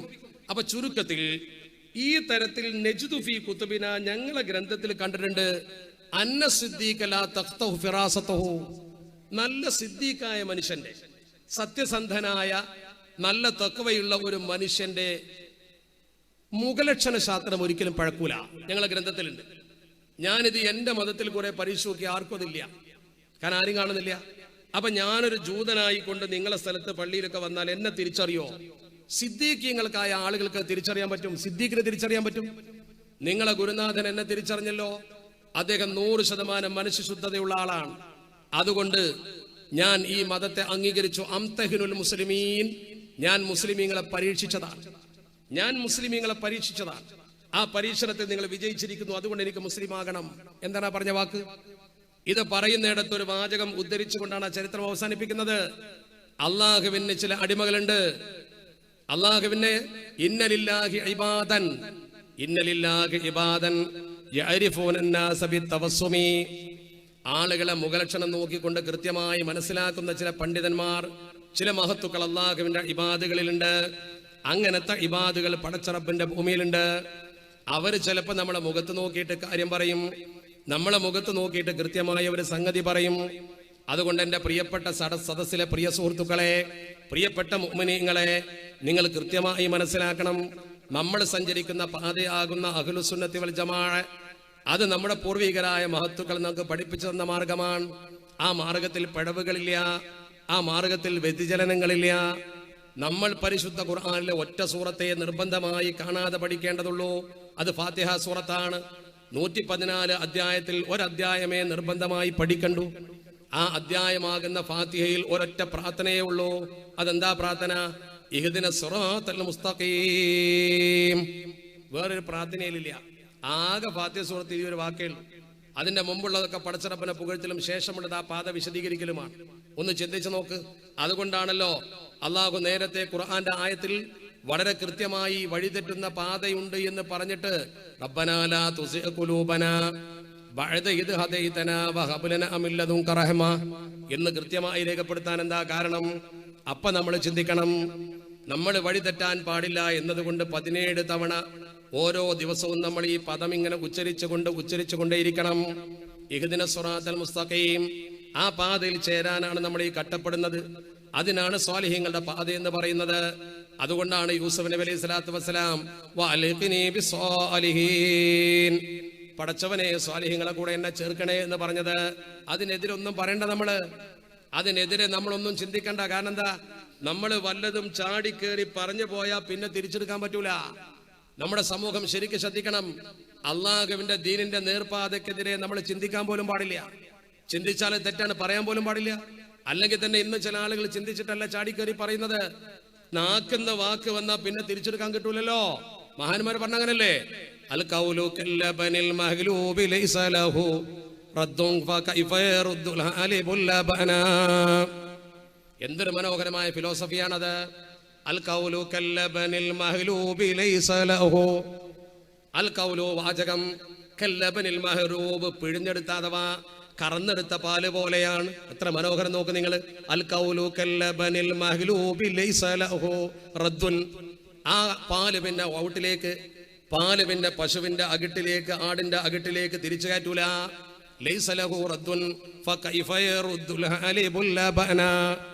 കറന്ന മനുഷ്യൻ ഈ പാലിനെ തിരിച്ചകിടിലേക്ക് കയറ്റുമോ എന്ന പോലെ നാക്കിന്റെ തുമ്പെന്ന് വന്ന വാക്ക് പിന്നെ തിരിച്ചു കയറ്റാൻ പറ്റൂല. ആ വാചകം നിങ്ങൾക്ക് വിഷമമുണ്ടാക്കും, പിന്നെ ആ വാചകം നിങ്ങൾക്ക് ദുഃഖമുണ്ടാക്കും. പിന്നെ ചിന്തിക്കണം നിങ്ങൾ, വാചകം ഒരു പക്ഷേ നിങ്ങളെ വേദനിപ്പിക്കുന്നത് വളരെ പ്രധാനമാണ്. അമ്പ് കൊണ്ട് നിങ്ങളൊരു അപകടകരമായ മുറിവുണ്ടാക്കിയാൽ അത് ഉണങ്ങിപ്പോകും. അങ്ങനെ മഹാന്മാര് പറഞ്ഞിട്ടുണ്ട്. അമ്പ് കൊണ്ട് നിങ്ങൾ വ്രണമുണ്ടാക്കിയാൽ ഏത് വ്രണവും ശരിക്കും നമുക്ക് സൂക്ഷിക്കാൻ പറ്റും. ലികുല്ലി ജറാഹത്തുൻ, ഏത് ജറാഹ ഫലഹാ ദവാഉൻ, ഏത് ജറാഹത്തിനും ശരിക്ക് നല്ല നിലക്ക് മരുന്നുണ്ട്. എന്നാൽ നാക്ക് കൊണ്ട് വേദനിപ്പിച്ചാൽ മരുന്നുണ്ടാവൂല. അതാണ് നമ്മുടെ കേരളത്തിൽ കുഞ്ചൻ നമ്പ്യാർ പോലും പറഞ്ഞൊരു വാക്കുണ്ട്. അമ്പുകൊണ്ടുള്ള വ്രണം കാലത്താൽ നികന്നിടും, കൊമ്പുകൾ കണ്ടിച്ചാലും പാദപം കിളിർത്തിയിടും, കാട്ടുതീ വെന്താൽ വനം പിന്നെയും തളിർത്തിയിടും, കേട്ടുകൂടാത്ത വാക്കാം ആയുധം പ്രയോഗിച്ചാൽ. ഒരു മനുഷ്യനെ വേദനിക്കുന്ന കേട്ടുകൂടാൻ പറ്റാത്ത വാക്ക് പ്രയോഗിച്ചാൽ കർണകൾ കകം പൊക്കും പുണ്ണായാലതോ പിന്നെ പൂർണ്ണമായി ശപിക്കയിൽ ഒട്ടുനാൾ ചെന്നാൽ പോലും ആ വാക്ക് പിന്നെ ശപിക്കാവുന്ന വാക്കായി. ആ വാക്ക് പിന്നെ ശമിക്കൂല. ഒരുപാട് കാലം ചെന്നാലും മനസ്സിലതുണ്ടാവും. അതുകൊണ്ട് അള്ളാഹുവിന്റെ ഔലിയാഇനെ കുറ്റപ്പെടുത്തണ്ട, മഹാന്മാരെ ആക്ഷേപിക്കണ്ട, വൈയക്തികമായി നമ്മൾ നശിച്ചു പോകുന്ന പണിയെടുക്കണ്ട. അള്ളാഹുവിൽ വിശ്വസിച്ചുകൊണ്ട് മഹാന്മാരെ അംഗീകരിക്കുന്ന സ്വഭാവമാണ് വേണ്ടത്. അള്ളാഹുവിനെ വിശ്വസിക്കുമ്പോൾ തന്നെ അള്ളാഹുവിലേക്ക് അടുക്കാനുള്ള വസീലകളെ തള്ളിപ്പറയരുത്. കൂനൂ മഅസ്സാദിഖീൻ. സുലൈമാൻ നബി തങ്ങൾ വലിയ കഴിവുള്ള മഹാനാ, എന്നിട്ട് പോലും പടച്ചറബിനോട് പറഞ്ഞത് റബ്ബി ഔസിഖനി അൻ നഷ്കുറ നിഅമതകല്ലതി അൻഅംത അലയ്യ വഅലാ വാലിദയ്യ വഅൻ അഅമല സ്വാലിഹൻ തർലാഖ് എന്ന് പറഞ്ഞിട്ട് പിന്നെ പറഞ്ഞു വഅദ്ഖിൽനി ബിറഹ്മതിക ഫി ഇബാദിക സ്വാലിഹീൻ.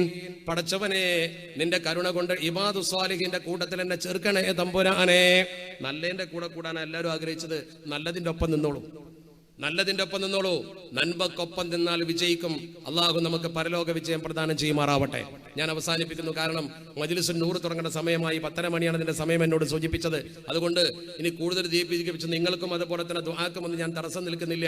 അള്ളാഹു റബ്ബുൽ ഇസ്സത്ത് ഈ മജ്‌ലിസിൽ ഇതുപോലെ നമ്മൾ ഒന്നിച്ചു എന്നതിന്റെ ഒറ്റ ബറക്കത്ത് കൊണ്ട് ചെറിയ ഒരു വഅദിന്റെ സമാപനം, ഒരു ചെറിയ ദുആ ഉണ്ടാവുമല്ലോ, ആ ഒരു ചെറിയ ദുആ എന്റെ വകയായി നിർവഹിച്ചുകൊണ്ട് ബഹുമാനപ്പെട്ട തങ്ങൾ വന്ന് നല്ല മജ്‌ലിസുൻ നൂർ, ആ മജ്‌ലിസുൻ നൂർ എന്നൊക്കെ പറഞ്ഞാൽ വലിയ തവസ്സുലാണ്. ബദരീങ്ങളെ തവസ്സുൽ ചെയ്തുകൊണ്ട് ദുആയിൽ നിങ്ങൾ എന്നെയും ചേർക്കണം എന്ന് മാത്രം സൂചിപ്പിച്ചുകൊണ്ട് ഞാൻ എന്റെ വാക്കുകൾക്ക് വിരാമമിടുകയാണ്.